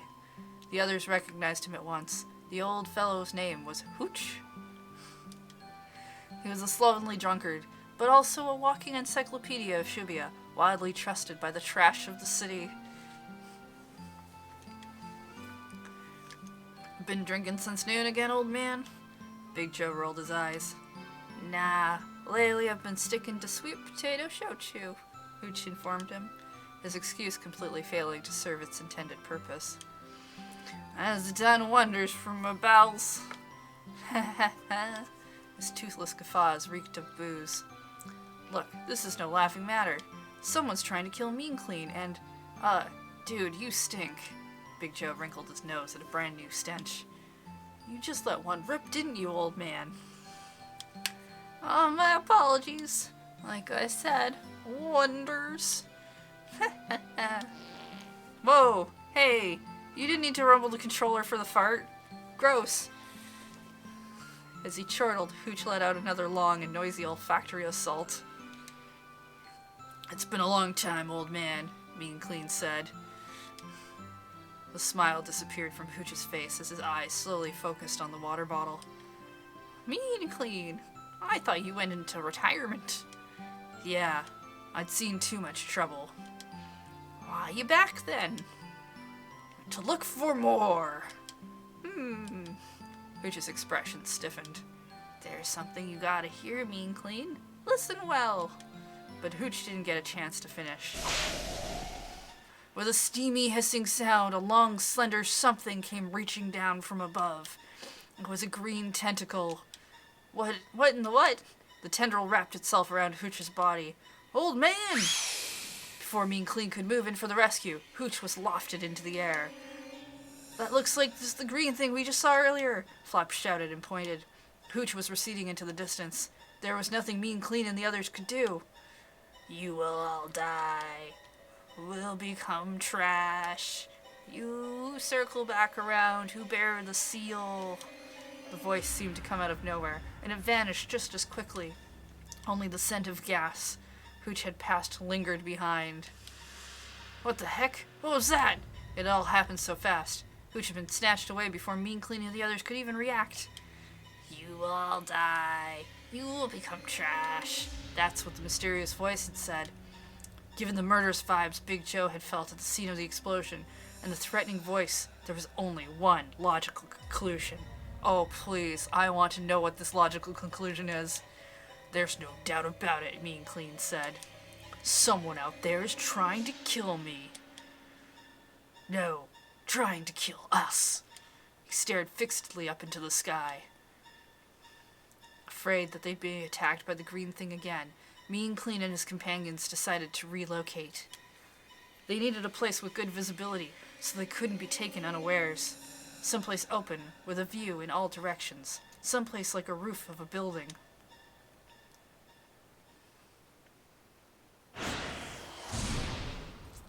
Okay. Some sort of green slime is threatening to kill all the recyclables. Alright, Cano. 1640.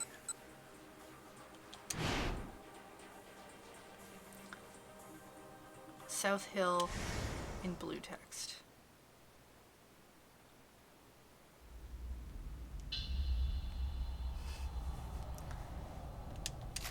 The building takes its name from a rough translation of Nanpidai, the name of the area where it is located. The official name is South Hill Building, but since this is awkward to say, it is frequently shortened. When Cano showed up here, Mean Clean and his pals were on the roof as well. Band-Aid. Keep his liquid. Keep him hydrated. 15 minutes had passed and Hooch was carried off by the green thing. The trio had relocated to a rooftop, where they continued to discuss their predicament. Detective Tatano, what is the meaning of this? Bring me Hitomi Osawa, and I'll let this girl go. Why? What do you need Hitomi for? This isn't like you. It's so weird. The Detective Tatano, who I know. Man, said Big Joe, this place sure is noisy. Not far away, two men wearing suits were having a big argument. I'm sorry. Flaps dipped his head in apology. I couldn't find any place else that was safe. Well, never mind, Big Joe said. Let's get back to the discussion. Right, Flaps replied. So what I don't understand is what that voice said. Don't you think it's strange that it told us we would become trash? Big Joe nodded. That is strange. I mean, we're already trash. Telling us we're going to be trash doesn't make sense. Exactly.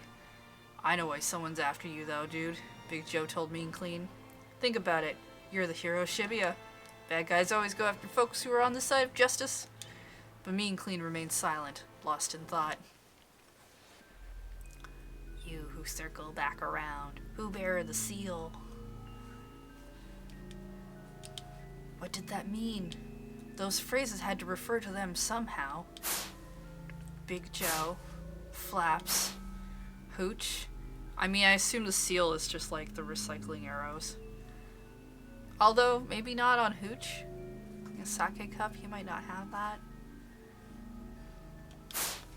Mean Clean. What did the four of them have in common? Please, stop this. Hurry up, bring Hitomi to me. Can't you at least tell me what's going on? Go now, or so help me I'll shoot. The back and forth between the two humans seemed to be approaching some sort of climax. Damn it, those guys are so loud, and I was just on the verge of a flash of insight. Mean Clean gritted his teeth as he glared at the men.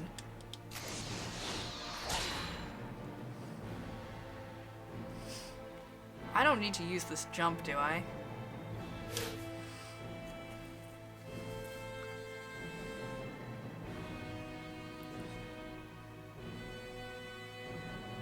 At one point there will be a jump back to Kano, but you can ignore it. Good.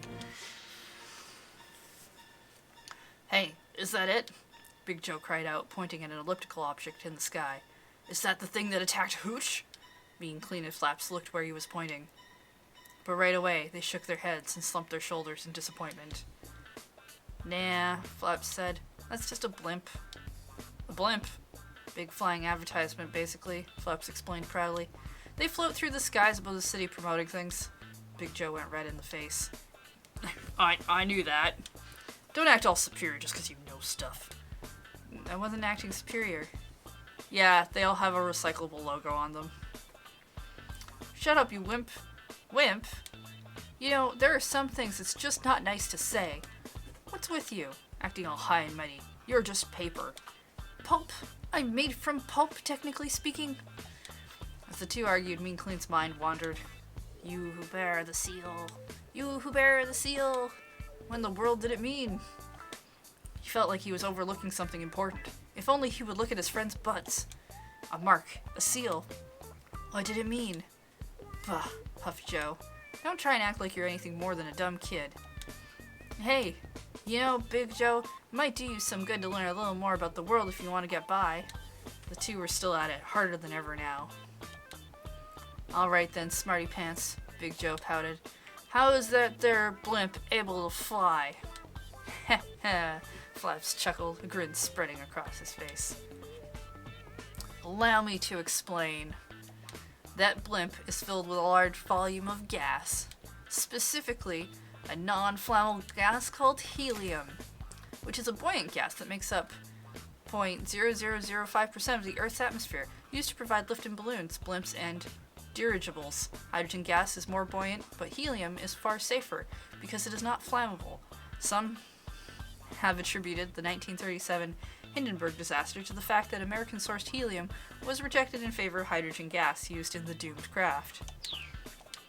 It's less dense than air, thus causing the blimp to float. Huh? I don't got a clue what you're saying. Basically, it's filled with a gas that's lighter than air. What's all this gas stuff you're going on about? Are you telling me you don't know what gas is? Flaps blinked in disbelief. Helium, ethylene, propane. Ethylene, for instance, is a gaseous hydrocarbon composed of two carbon atoms joined by a double bond, used as a raw material for plastic, polythene, and the like. Lightweight and colorless, it gives off a sweet smell and is flammable. Propane, on the other hand, is a colorless flammable gas, heavier than air, one of the components in natural gas. It is also one product of the petroleum refining process. It is often mixed with propylene and butane and sold as LP, liquid petroleum gas.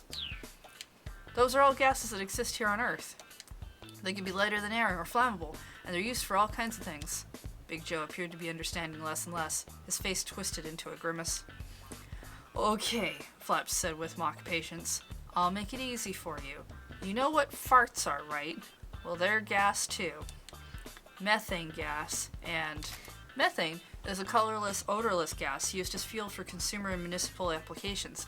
In addition to being found in natural gas deposits underground, it is also a byproduct of metabolic fermentation by methane-producing microorganisms, livestock, and other sources, widely recognized as a greenhouse gas contributing to global climate change. Methane's increased presence in the Earth's atmosphere has been deemed a major problem by researchers. Well, why didn't you say that in the first place? Methane is a colorless, transparent gas that's contained within farts, and it happens to be very flammable. So if you were to flick on a lighter close to one of Hooch's farts, Flaps stopped abruptly with a sudden gasp of realization. Aha! Yeah, that's it. Oh no, is this gonna... What's it? What's that? Asked the coffee can. Mean Clean. Big Joe, I figured it out! Where's this coming from all of a sudden? Mean Clean asked, rather taken aback. He hadn't been listening to the conversation at all. Let's go back to the scene of the crime. I think I've solved the mystery of the second explosion.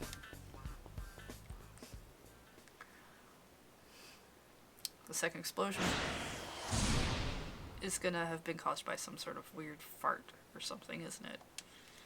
That's where we're going with this, isn't it? Isn't it? Need to go to Asawa's path.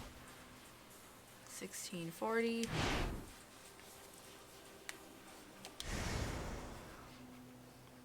There'll be a choice, doesn't matter. You see the word mystery in blue text.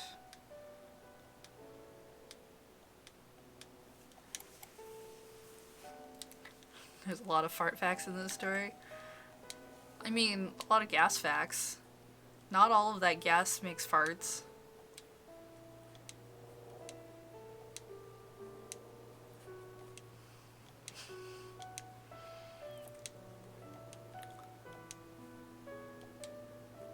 I'm not sure what the green goop is supposed to be, but I'm sure it'll have something to do with recycling. The seal definitely, I think, is the recycling logo.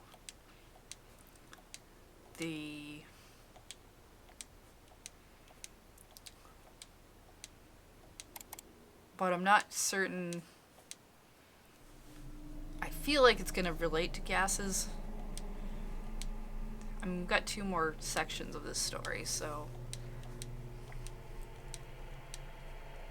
I guess we'll find out.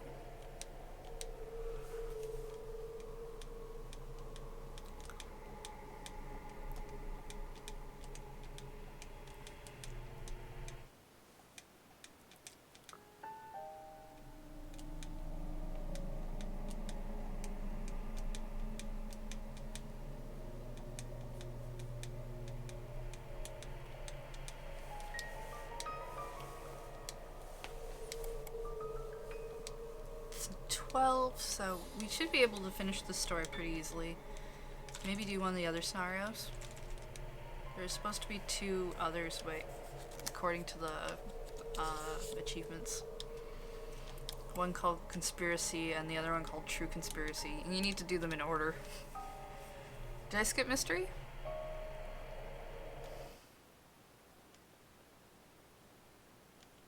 Ah, I did. Good thing I can go back.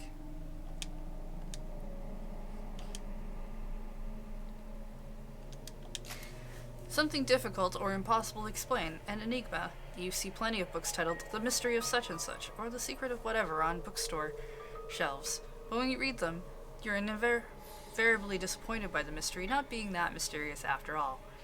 But never mind that. Right now, these guys have headed for the scene of the minivan bombing, trying to solve the mystery of the second explosion.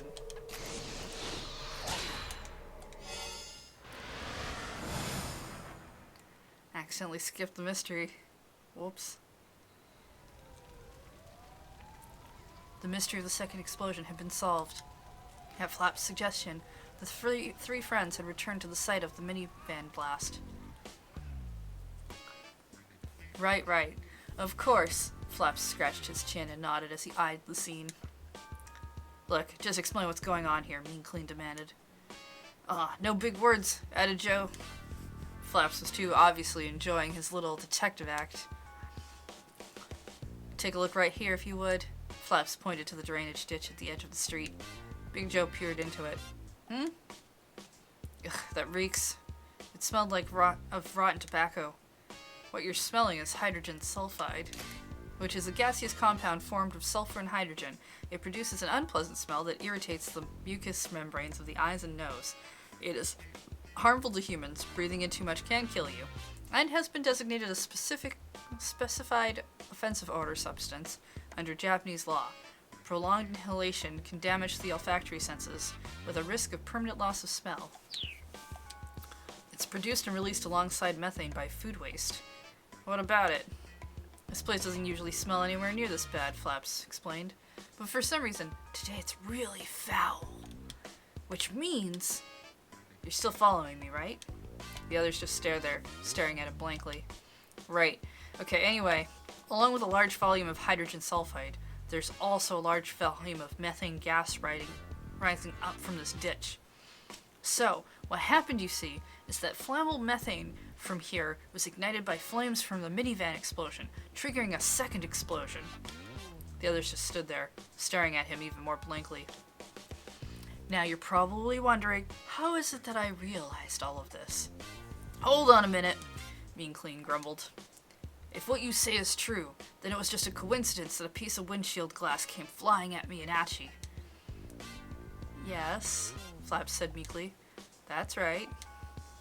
But I tell you, I could sense it. Someone was trying to kill me. If this was just a coincidence, how do you explain that? Yeah, Big Joe chimed in. See, that was bugging me all about all this too. You can't just go around saying stuff like that, Flaps. No, but But I mean, Flap's voice faltered. He didn't have a good answer for Mean Clean's question. For a while, the three of them stood in thought. Then Mean Clean broke the silence. So, this may sound ridiculous, but here's what I think, he began. We've got Flap's deduction and those murderous vibes I felt. We need to think of a way to make those two things fit together somehow. If the methane gas were capable of thought. It was an idea straight out of left field. Flaps and Big Joe were dumbstruck. So you figured it out? It was the voice they'd heard before. This time it sounded very close by indeed, and yet they could see nobody else. I was the one who controlled the blast to send that glass shard hurtling toward you. But here you are, still alive. Where are you? Mean Clean shouted. You who circle back around, who bear the seal, you will become trash. The voice repeated its eerie mantra. Mean Clean, over here, Flap shouted, pointing at the drainage ditch. Crescent-shaped eyes peered out from beneath the sewer grating. A small green mass was lurking there, wreathed in its own foul stench. From the way it wriggled slimily about, there was no doubt about it. This was the thing that had snatched up Hooch in its tendril. Where's Hooch? Mean Clean demanded. That tottering old fool. He made a fine meal for my prime mass. A moment later, something launched toward them from the drainage ditch. It rolled to a stop on the pavement. Only then did they realize it was Hooch, or what was left of him. Old man, what happened to you? Most of the jar was gone. The roots of the plant that had been potted within him now barely managed to cling to his face, holding it together. He was on death's door. Mean Clean stared daggers at the green thing. Why are you after me? No, after us. Do you ask yourself why you eat before each and every meal? The thing demanded, its tone dismissive. Eating what one wishes to eat is only natural. Those who circle back around, those who bear the seal, they are little more than a nuisance, as far as our plan is concerned. Plan? To cover this world in garbage, to consume more and more, producing ever more waste. We will forge a world where the words reduce, reuse, recycle are heard no more. Even you so-called reusables will be discarded.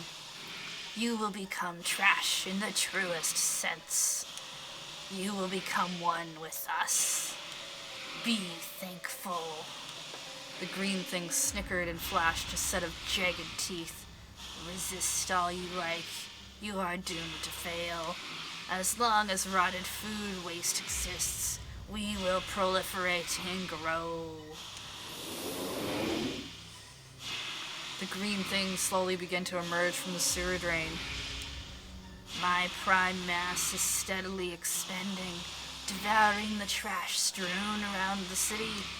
Eventually, we shall engulf all of Shibuya, enveloping it in death and decay. Big Joe and Flaps drew in closer to Mean Clean. He spread his arms wide to shield them. Colorless blood dribbled from his hastily bandaged injury. Mwahaha, the rotten thing laughed. You think you can fight me in your condition? You can barely stand. The thing was right. Once he had lost all of his water, Mean Clean would die.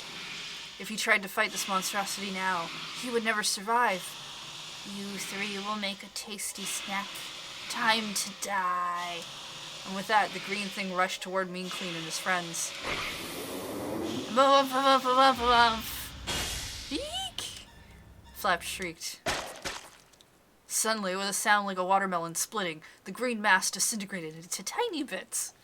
In the blink of an eye, the bits had all dispersed into the air. Whoa, Big Joe blurted. What the heck just happened? His voice was trembling. He looked around in bewilderment. Juice. Juice, is that you? Mean Clean called out.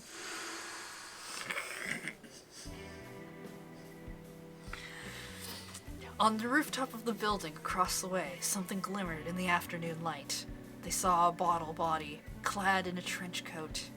thick eyebrows jutted above a pair of sunglasses. Mean Clean knew the figure well. Long ago, he had aided in the fight against the vegetable cult. Juice Malone, the legendary sniper. Juice's sunglasses flashed in the light once more. Then he whirled around and vanished from sight. He was clearly a very cool character.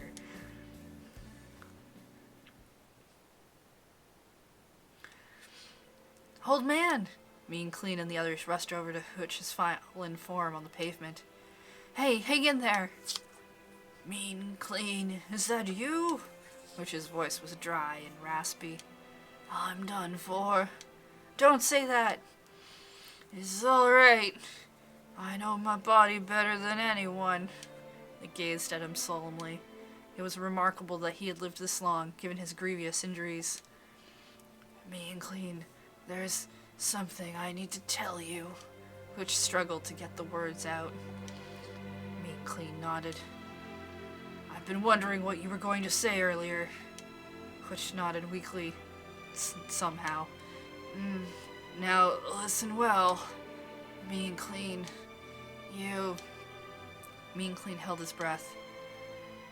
There's a hole in your stomach. Yeah. Which means there's a hole in your stomach. I know that. And? No. I just mean, what I'm trying to say is, you have a hole in your stomach.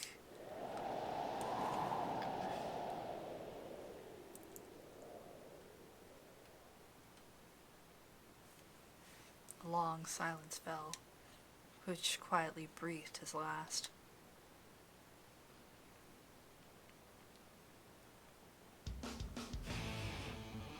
In the aftermath of Hooch's passing, Mean Clean and the others decided they had to take action. If the prime mass of the green monstrosity was growing by eating trash around the city, they'd just have to gather up as much trash as possible.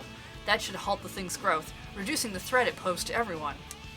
They would need a safe place to dispose of the trash once they'd collected it, but they didn't have time to think that far ahead right now. At that moment, they just needed to pick up as much trash as they could. Yoyogi, Harajuku, Ibisu, Daikanyama, Shoto. Then, in the midst of their trash-collecting expedition, Big Joe suddenly halted in his tracks. Dude, this place is a cafe, right? He cried out in excitement, staring at a nearby building. There's something I've always wanted to do at a cafe! What are you on about now? Flaps let out a weary sigh. I don't think this is really the time. Oh, shut up. You. I was talking to my dude here? Big Joe turned to Mean Clean, his eyes pleading. Come on, dude, please. Just 5. No, 3 minutes. That's all I need. Mean Clean shrugged. Knock yourself out. Once inside the cafe, Big Joe took a deep breath. He couldn't quite hide his nerves.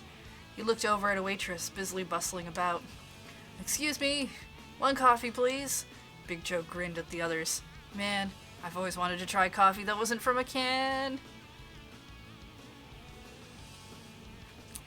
I mean, I guess he's not coffee himself. He's a container for coffee, but it seems kind of weird that he would want to drink coffee. Just a bit. The 3 waited patiently, but nobody brought Joe's coffee.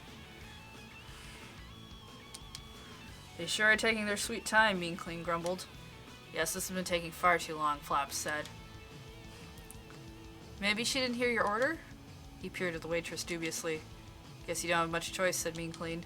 You'll have to make do with that, Big Joe. Huh? Mean Clean pointed to a pair of coffee cups that had been set out on a nearby table. A middle-aged man in glasses sat there. He was scowling, probably in a nasty mood. The other seat was empty. This would be the daughter and father. It looked like whoever had been sitting there had stepped away for now. The man was engrossed with his laptop, so Big Joe seized the opportunity, hopping up on the table and bringing one of the cups to his lips. A bitter, dry taste filled his mouth. The flavor was nothing at all like that of canned coffee. He drained the cup in a single gulp and scampered back down from the table. How was it? Mean Clean asked.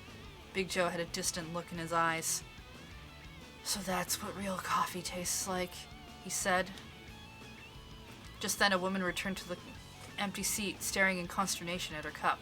Dad, did you drink my coffee? Oh, that actually happened now that I think about it. Huh? Of course not. Well, then why is my cup empty? What? The middle-aged man looked stunned. Honestly, first you used my cell phone without asking, now you're drinking my coffee. What are you trying to pull, Dad? Hey, hold on. Yes, I used your phone, but I did not drink your coffee. As the two launched into an argument, Mean Clean and his friends hurried out of the cafe.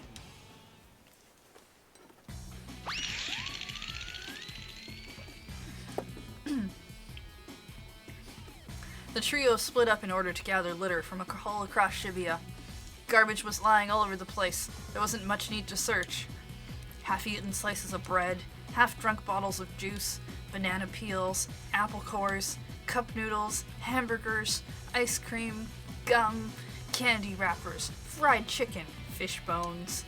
Everywhere they looked, there was enough to fill a trash bag in the blink of an eye. There seemed to be no end to it. Increasingly disheartened, Mean Clean, Big Joe, and Flops continued their desperate mission. Mean Clean was steadily losing water, but he couldn't let himself worry about that now. They had to stop the evil green thing. They had to do whatever it took to keep its prime mass from growing. Deep in the very core of his being, Mean Clean knew this to be true. Hutch was dead. Mean Clean was close to death himself, but something deeper than sadness or anger drove him forward. Back when he'd battled the vegetable cult, Mean Clean had what you could have called a sense of justice. But once the fighting was finished, the state of Shibuya had left him feeling empty. After that, there had been nothing but a dark hole in Mean Clean's heart. Now, he finally felt like he might be able to fill that hole. No, he had to fill it. He didn't want to ever feel this emptiness again. Center Guy, Spanish Hill, Fire Street. Well, that sounds fun. The Moya statue, Hachiko, Meiji Dori. Plenty of cigarette butts and spat-out wads of gum lined the shoulder of the road. Yerk, this is plain filthy. Mean Clean and the others continued their trash collection.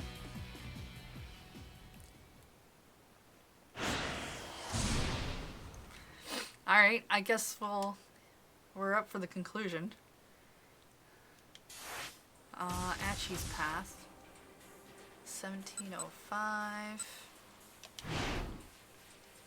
Read through until you see side of the road in blue text. Yeah, 1 cup of blood, please, right? Yeah, it's like, this coffee cup would like to drink this coffee. This water bottle has basically said the water is his lifeblood. That's a good connection.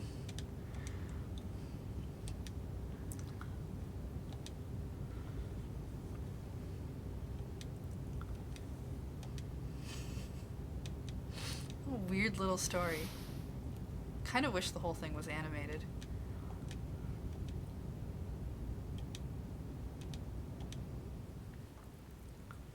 We'll go fight the evil green thing. Stop it from... I mean, yeah, if you gather up all the trash, I kind of feel like you can just eat it all in one spot, though.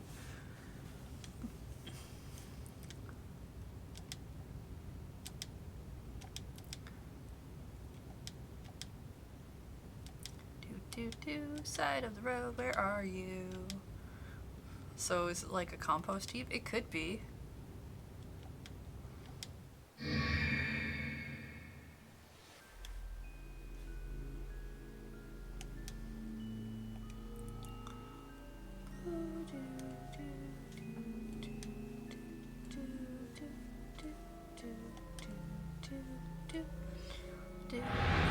Music, it's right here, right now.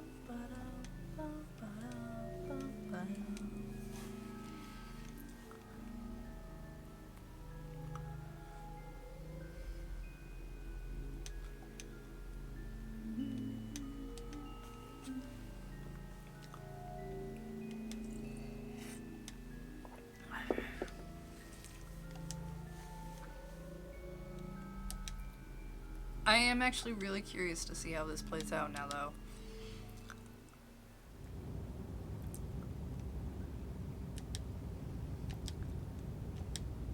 It's such a weird little story.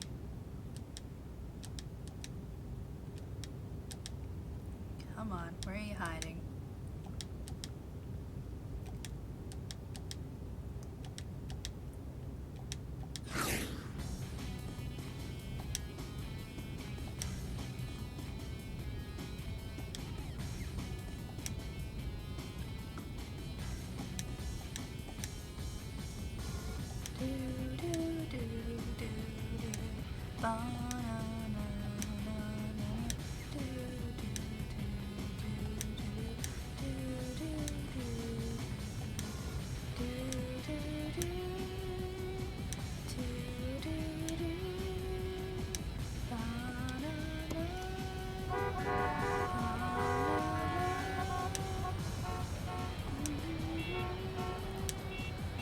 Here we are. Specifically the shoulder that runs along either side of the traveled portion of the roadway, a place where trash tossed out the windows of moving cars tends to accumulate. Tossing cigarette butts and empty cans out onto the street can potentially hurt people, and it definitely makes a mess. Please don't litter. It'll just make Mean Clean angry. The angriest of water bottles. Mean Clean. Anger at all your litter choices. They had to gather up trash before the malevolent Prime Mask could get to it. Mean Clean made his way down the section of Meiji-dori that ran along the Shibuya River, picking up garbage as he went. Plenty of cigarette butts and spat out wads of gum lined the shoulder of the road. First things first, I'm gonna punch him right in the face. Then, we're gonna have ourselves a chat. Mean Clean knew that voice well. It was Achi.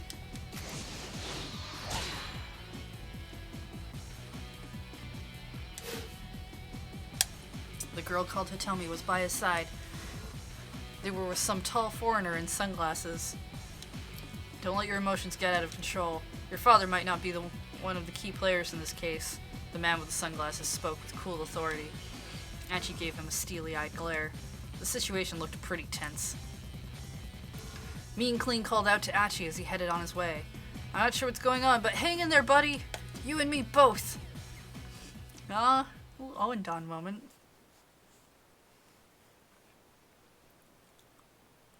By now, a half hour had passed since the friends had started picking up trash. Somehow they managed to gather up all the trash around the city. Together, they'd amassed a veritable mountain of garbage bags. That's it. No more trash, Mean Clean said. He didn't look happy, though. Neither did Big Joe and Flaps. But that can't be, Flaps murmured. This is odd. Too odd. Big Joe clenched his hand into a fist. He was right. It was odd. They had gathered a tremendous amount of trash, but still, it was clearly not enough. There was simply no way that this could be all the trash in Shibuya. Mean Clean knew that painfully well from what he'd seen of the city with Achi every day. Were people becoming more mannerly and littering less than they used to? Had Achi's daily cleanup efforts actually borne fruit? An all too optimistic fantasy, but it was a nice thought. There was only one possible conclusion. They were too late. Everything they'd done had been in vain. Flaps was unable to hide his fear of the threat that this implied. All Big Joe could do was sigh. We're just going to have to do it, Mean Clean said. Do it? Do what? Big Joe sounded almost too worried to ask. Isn't it obvious? We go and we find that Prime Mass thing and we take it out. But that thing we met earlier said that it would just keep coming back. It doesn't even matter what we try to do. There's no point to it. Mean Clean smacked Big Joe upside the head. You dolt. You're going to give up before you've even tried? But, no buts! Besides, I don't see you coming up with anything better. Big Joe sulked and turned away. Manic Pixie Dreamlurker, thank you for that cheer. As all the trash stacked in the back of a smoking minivan racing out of control through Shibuya. No, not this trash. I don't think so. Plan or no plan, how are you supposed to fight an opponent that won't even show itself, Flaps asked. The juice box had a point. Mean Clean wasn't sure what to say to that. The enemy was in hiding, and they couldn't fight what they couldn't see. Mean Clean was getting more and more riled up, with no target for his fury. Gah, this is such a waste of angry energy, he railed. Anger energy. You know, the thing that fuels Burning Hammer. There's no point to it now, when there's nothing I can do with it. He stamped on the ground in a huff. bad thing happened. And then the ground began to shake. The heap of trash bags began to collapse before their eyes. Several dozen green feelers thrust up from underground. The ground split open and the bags of trash vanished into the earth. Silence. The place where the trash had been lay empty, as if nothing had been there in the first place. The trio had no words. Then, a booming thunderclap split the blue sky above them. A massive black shadow loomed overhead. Whoa, is that thing for real? Big Joe stared up in the sky in horror.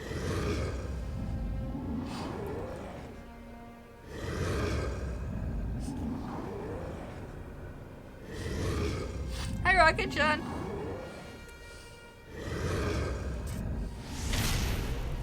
Metabon, the junk colony.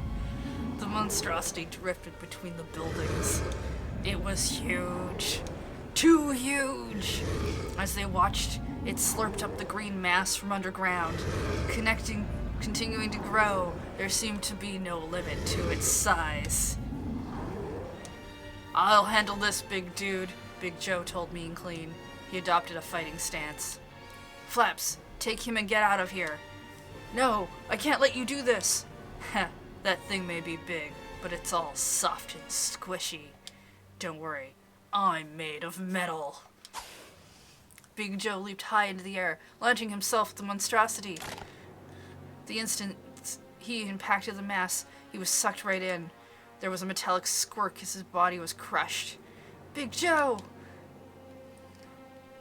Mean Clean and Flaps soared up into the air, waving to avoid the monstrosity's extended tendrils. Now that they were on the eye level with the thing, it seemed even bigger than before. I don't know how they're floating in the air, but they're cartoon recyclables, so whatever. This is not an opponent that they could fight by recklessly rushing in headlong. Nig! Mean Clean's sides screamed in agony. There was almost no water left inside him. He had barely any strength in his arms, and his mind was foggy. At this rate, there was nothing he could do to stop himself from being devoured like Big Joe and Hooch. Alright, let's light this thing up, Flaps cried. I did not expect Flaps to be the pyro. In his hands was a cigarette lighter, the flame already lit. I picked this up while we were gathering trash, he said. If this monster's made of food scraps and methane gas, and we get a flame near it, it should explode. Flaps was already charging toward the beast, the lighter held out in front of him. Die, you son of a bee! Flaps, don't do it! Mean Clean hurried to stop him. Don't get any closer to that thing! Flaps hesitated in midair, looking back at Mean Clean with a frown. But this is the only way. This thing already took down Hooch and Big Joe, and look at the condition you're in. What else can we possibly do? But this is exactly what it wants. Flaps' eyes went wide. Huh? I finally understand what it meant. Eventually, we shall engulf the entire city, and enveloping it in death and decay. Remember that? Mean Clean looked down at the city below, as the houses and office buildings, at the passerby and vehicles coming and going. It wants to slurp up tons of trash, inflate itself to giant size, and then cause a massive explosion. Once that happens, the city will be a disaster. That's what it meant by enveloping everything in death and decay. No, trust me, put out that light. We can't risk blowing up the city. Flaps paused in thought for a few moments, then took his finger off the button of the lighter. With a sudden whoosh, one of the creature's long tendrils darted out and snatched him up. Mean Clean! The juice box struggled to croak the words out. A moment later, he was absorbed into the slimy green tentacle. Mean Clean clenched his teeth and rushed toward the monster. Rage filled him, and his body moved of its own accord. He unleashed a flurry of punches and kicks, but the creature easily batted them aside. He felt certain that if he tried to grab hold of a tendril, he'd immediately be engulfed within its squishy mass. The thing seemed to be toying with him as a cat toys with a mouse. Huff, puff. Mean Clean retreated a short distance and squared off with the monstrosity once more. It was a hopeless fight. No matter how many times he attacked the thing, his strikes had no effect. The thing was going to kill him. It was only a matter of time. Wasn't there something? anything he could do? As he teetered on the brink of consciousness, Mean Clean's mind raced. The creature slowly stretched its tendril toward him, heralding his end. A sudden gunshot split the air. That's what that pop noise was. The monstrosity froze in its tracks. Juice! On the roof of the building below, Mean Clean spotted Juice Malone, down on one knee, sniper rifle at the ready. Juice fired off 3 shots in rapid succession. All 3 struck the monstrosity right between the eyes, mere millimeters apart. Mean Clean felt a brief ray of hope, but it turned quickly to despair. The creature calmly brought a tendril up to its face and scratched itself between its oozing eyebrows. The bullets had been no more than mosquito bites to the thing. The monstrosity fixed its gaze on Juice, and its huge maw bent into an unnerving grin. It extended one of its finger tendrils and gave the end of a sharp flick, sending the bulbous tip flying toward him. Then it quickly launched 3 more blobs, gleefully mimicking Juice's attack. Juice readied his weapon again and fired at the incoming projectiles, but the bullets vanished into the slime to no effect. Juice! One of the gold globules struck Juice dead on, and the faint sound of shattering glass tinkled through the air. Oh, he was like a wine bottle. Blah, blah, blah. The monstrosity charkled malevolently, then lashed out with its tendrils. Ugh! A direct hit. Mean Clean was sent hurtling into a gap between 2 buildings. Now, if you're gonna mind the gap, know what a gap is. It is a break or space between 2 things. We are born amidst gaps. We live our lives in them, and our lives fluctuate because of them. Gaps between ideals and reality. Gaps between good and evil. Gaps between hope and despair. Gaps between logic and instinct. Gaps between love and hate. Gaps between truth and lies. Gaps between the past and the future. Gaps between light and darkness. Gaps between order and chaos. Gaps between oneself and others. Gaps between dreams and reality. Gaps between life and death. Gaps between No, I was so good at this. Gaps between coincidence and the inevitable. Damn it! Mustering the last of his strength, he launched himself back into the air. Another tentacle strike was already coming his way. The creature had anticipated his return. Oh crap, Mean Clean thought, but it was too late to avoid the blow. Arrgh! The monster's mighty swat slammed him into the ground.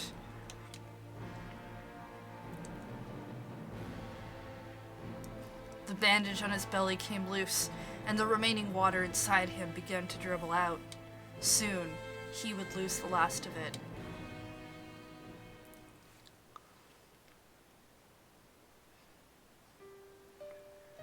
Fighting breeds hatred, and hatred only breeds more fighting. I am not someone who is used to incurring the enmity of others. What are you doing, Sachio? Go! What's the matter? Come at me! Come on, hurry up and die already! As his mind grew ever more hazy, Mean Clean heard a series of strange voices. Voices, in case you were unaware, are lines of dialogue from Au revoir, a performance by the theater troupe The Wandering Angels, who had a storyline in their own footnotes. Right now, the protagonist Ryo is fighting off against multiple assassins in the initial sword fighting scene. Where am I? What is this place? This place, the theater ace located in Sakura Gaoka, assassin with an endo accent #1, played by Yukio Tozuka, was supposed to be cut down by one stroke of Ryo's blade, but since said assassin continued to writhe about on the ground after he was struck, Ryo had no choice but to continue slashing away at him. The line, "Come up, come on, hurry up and die already," was spoken by the actor who plays Ryo, complaining once he was backstage. A wave of chill mist wafted over him. Carbon dioxide from the dry ice machine set up backstage. The machine is broken and continues to produce and spit out more and more dry ice. What was he doing here? He couldn't die in a place like this. Go! Spurred on by the voices, Mean Clean got to his feet. Not yet. I'm not dying like this. I'm not dying like this!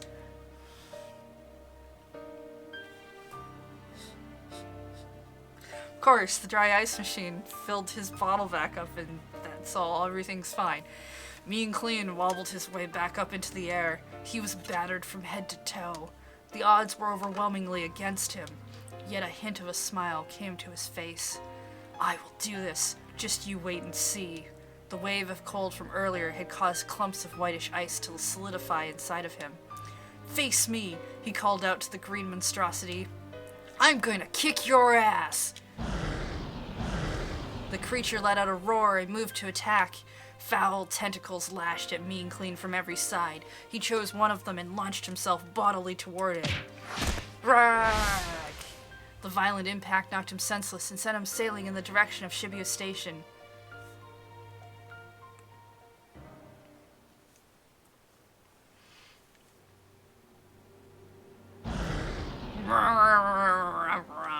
The monstrosity hovered above the city, basking in the light of victory.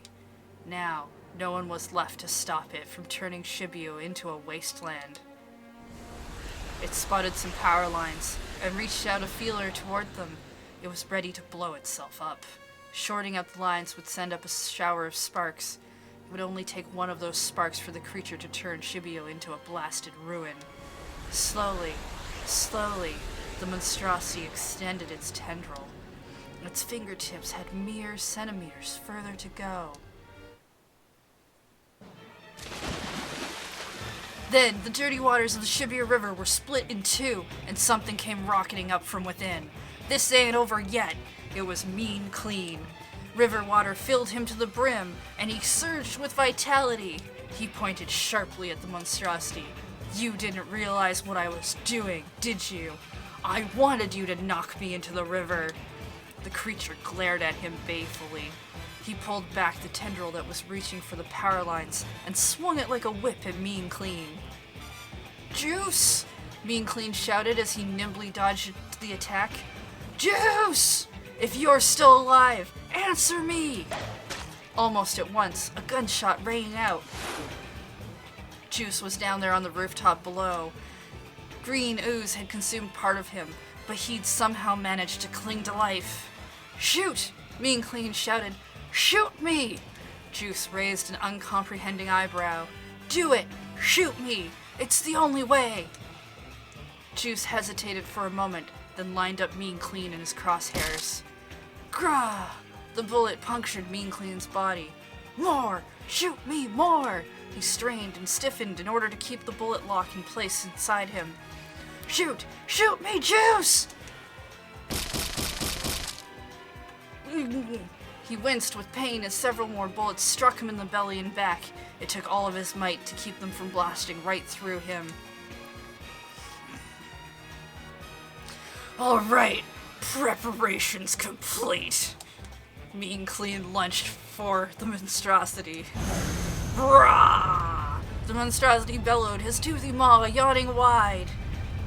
Zah! Mean Clean sailed right into the thing's open mouth and was swallowed whole. No idea where this is going.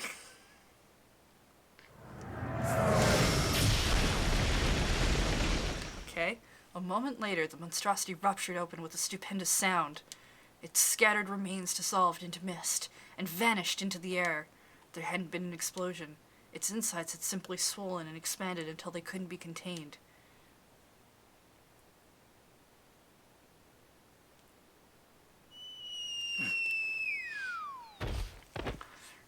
Big Joe and Flaps tumbled to the ground. Ow, ow, ow, ow. Huh? Are we still alive? The two looked around in bewilderment, trying to process what had happened. Then Mean Clean clattered down beside them. Ah! Mean Clean! Big Joe and Flaps rushed to his side. Half of his body was gone. Cracks zigzagged across what was left of him. Flaps gently set a hand against Mean Clean's body. He's so cold. He's dying! Big Joe's mouth hung open aghast. Hey now, don't go holding a funeral for me just yet. Mean Clean's voice was a little more than a whisper. He couldn't even muster his usual triumphant grin. He had to struggle just to keep breathing. I kicked that thing's ass. Mean Clean looked up into the sky. Big Joe and Flaps followed his gaze. There was nothing there but the bright blue sky. The blue sky of a lovely spring day. That was amazing, Big Joe said between sobs. I knew you could do it, Big Mean Clean. But how? Flaps asked, wiping at the tears in his eyes. Dry ice. Dry ice? Yeah. I saw something on the news once. About an accident caused by a plastic bottle bursting after it was filled with dry ice and water. Decided to put that to practical use. Wow, I get it, Flaps said. Now that you mention it, when dry ice sublimates, it expands to a volume over 700 times its solid size. Mean Clean, you could hold enough dry ice to expand to a volume of over 350 liters. Flaps nodded in understanding, still crying. And then, when you had juice shoot you, you kept the compressed gas inside your body and let the bullets blast out from inside you all at once. That's amazing, dude. But, also way too reckless, said Big Joe. Yeah, I guess. Desperate measures for a desperate situation. Don't try this at home, kids who I know are totally watching this strange show. There was a distant look in Mean Clean's eyes. Big Joe, Flaps, please, toss me in the bin. Big Joe's and Flaps exchanged glances. Reusable waste, Flaps solemnly. You got it. Thanks. Big Joe picked up Mean Clean and walked over to the trash bin. So long, dude. I'll send you on your way. Wait. Mean Clean weakly held up a hand. You still haven't taken my cap off. Always take the cap off of a plastic bottle before throwing it away. Everyone knows that. But dude, both Big Joe and Flaps had already realized.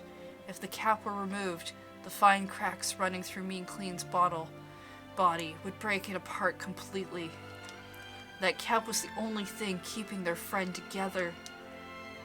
Don't be ridiculous. No matter how many times I die, I'll keep coming back. I'm not a run-of-the-mill plastic bottle. Mean Clean fixed Big Joe and Flaps with an earnest stare. As long as the city isn't clean, monsters that one we fought will keep turning up. Until I return, you guys are gonna have to make do somehow. Got it? We've got it, dude, Big Joe said. Then gently, he unscrewed Mean Clean's cap. A moment passed, then Mean Clean's body burst into pieces. Shards of plastic glittered in the air like diamond dust. They were caught up by a gentle breeze, and Mean Clean was gone. Goodbye, dude. You were the cleanest. Orange-colored tears stained Flap's cheeks. No. Big Joe's face hardened. This isn't goodbye. It's until we meet again. He clutched the bottle cap tightly in his hand. He squeezed it again and again, in the hope that his wishes might be heard.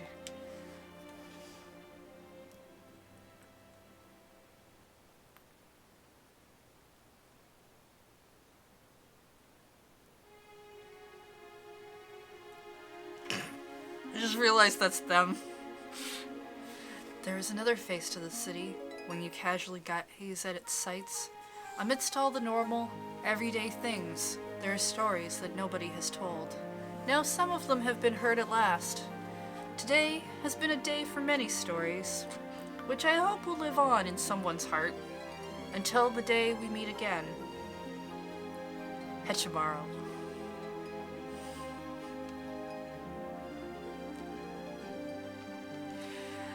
Oh, this was really good.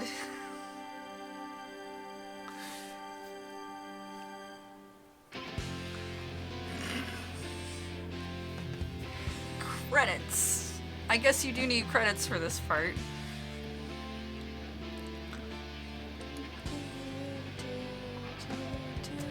Oh hey, little things of them all hanging out.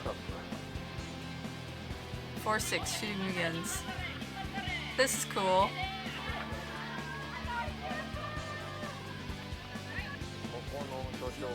このビルのこの所長はだとすごいですよね。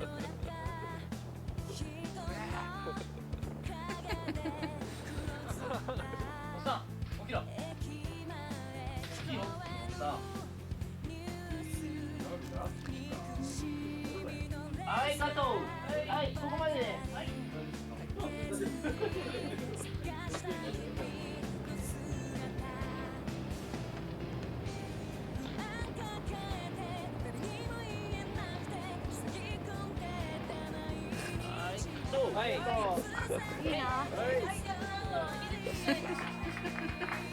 This is really cute. I'm glad they added this.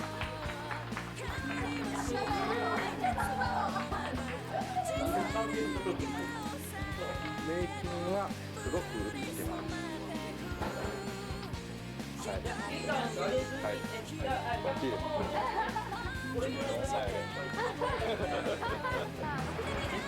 なのであまりお時間もないですが、ちょっ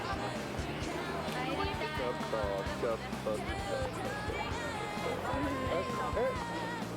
今から対決です。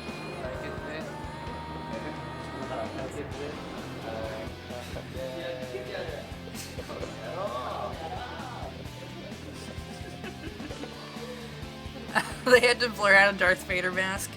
Trademark issues required us to blur this out. This is Tatino though. Yeah.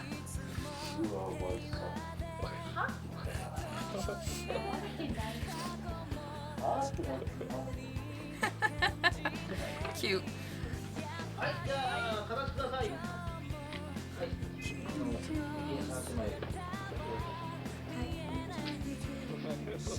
はい、じゃあ、テストお願いします。You won't make me funny for the camera, do you now? I love to be funny for the camera. That's not the voice I expected Stanley to have. Wow.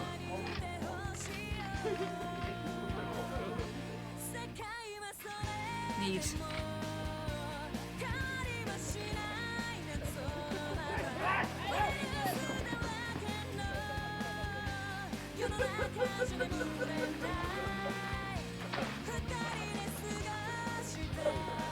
I mean, when everything's written in text, I guess, you don't, and like a lot of photography, it doesn't really matter what you sound like, right?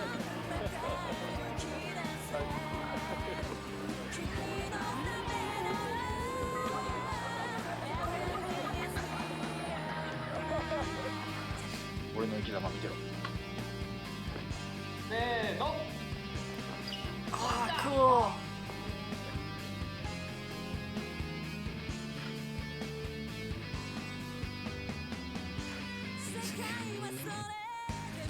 Yeah, I guess I could just green screen some of these images. That's neat.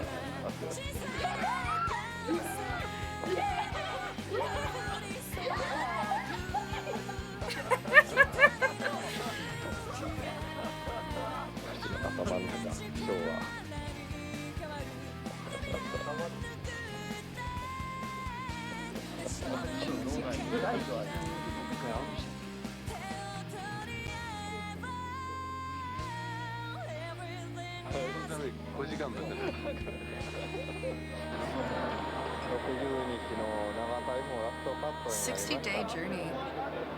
本当ですかね。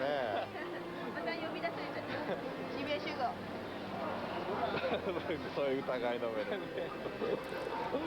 Wow.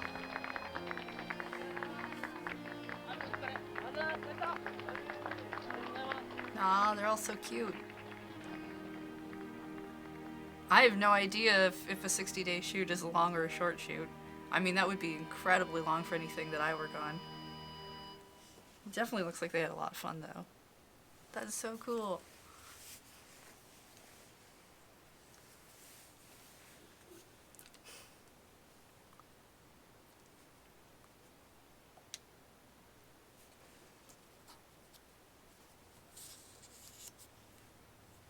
Alright, let's see. It's nearly 1, so we don't really have time to do the other 2 scenarios. I kind of want to come back and do them now, though.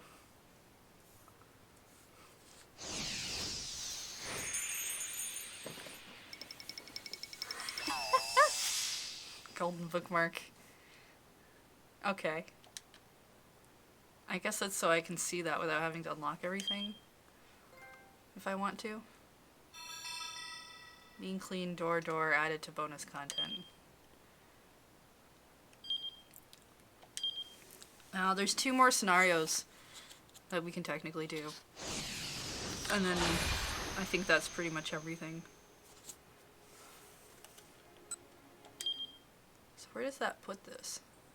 Ah, okay, just sticks it there. Neat. We're gonna call that a day though, because I mean, it's 1 and I have Rhythm Cafe today. And other work to get done, because I gotta get VODs up from yesterday's live. Yeah, a lot of this is locked away behind the true ending. But also having to see like all the bad endings and a bunch of stuff as well. So if you're hanging out over on the Loading Ready Run channel at 4 p.m., Ian and I believe are playing Retrograde. I don't know what that game is, but it's what we're checking out. And the next stream for this channel is set to be Thursday. Who we got? Oh, you know, I haven't raided Ben in a while. Let's go raid Ben.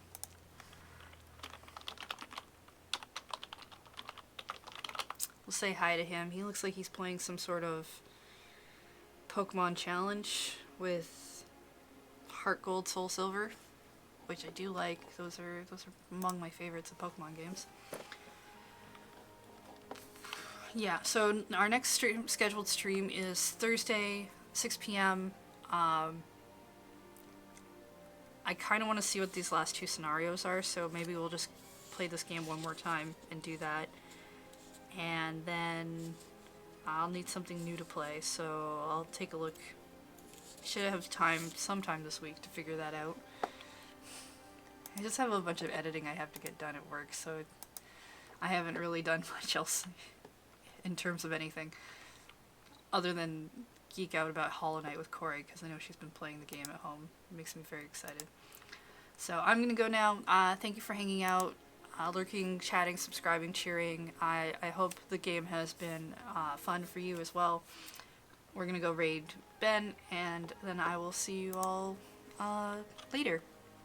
Perhaps Rhythm Cafe. Bye.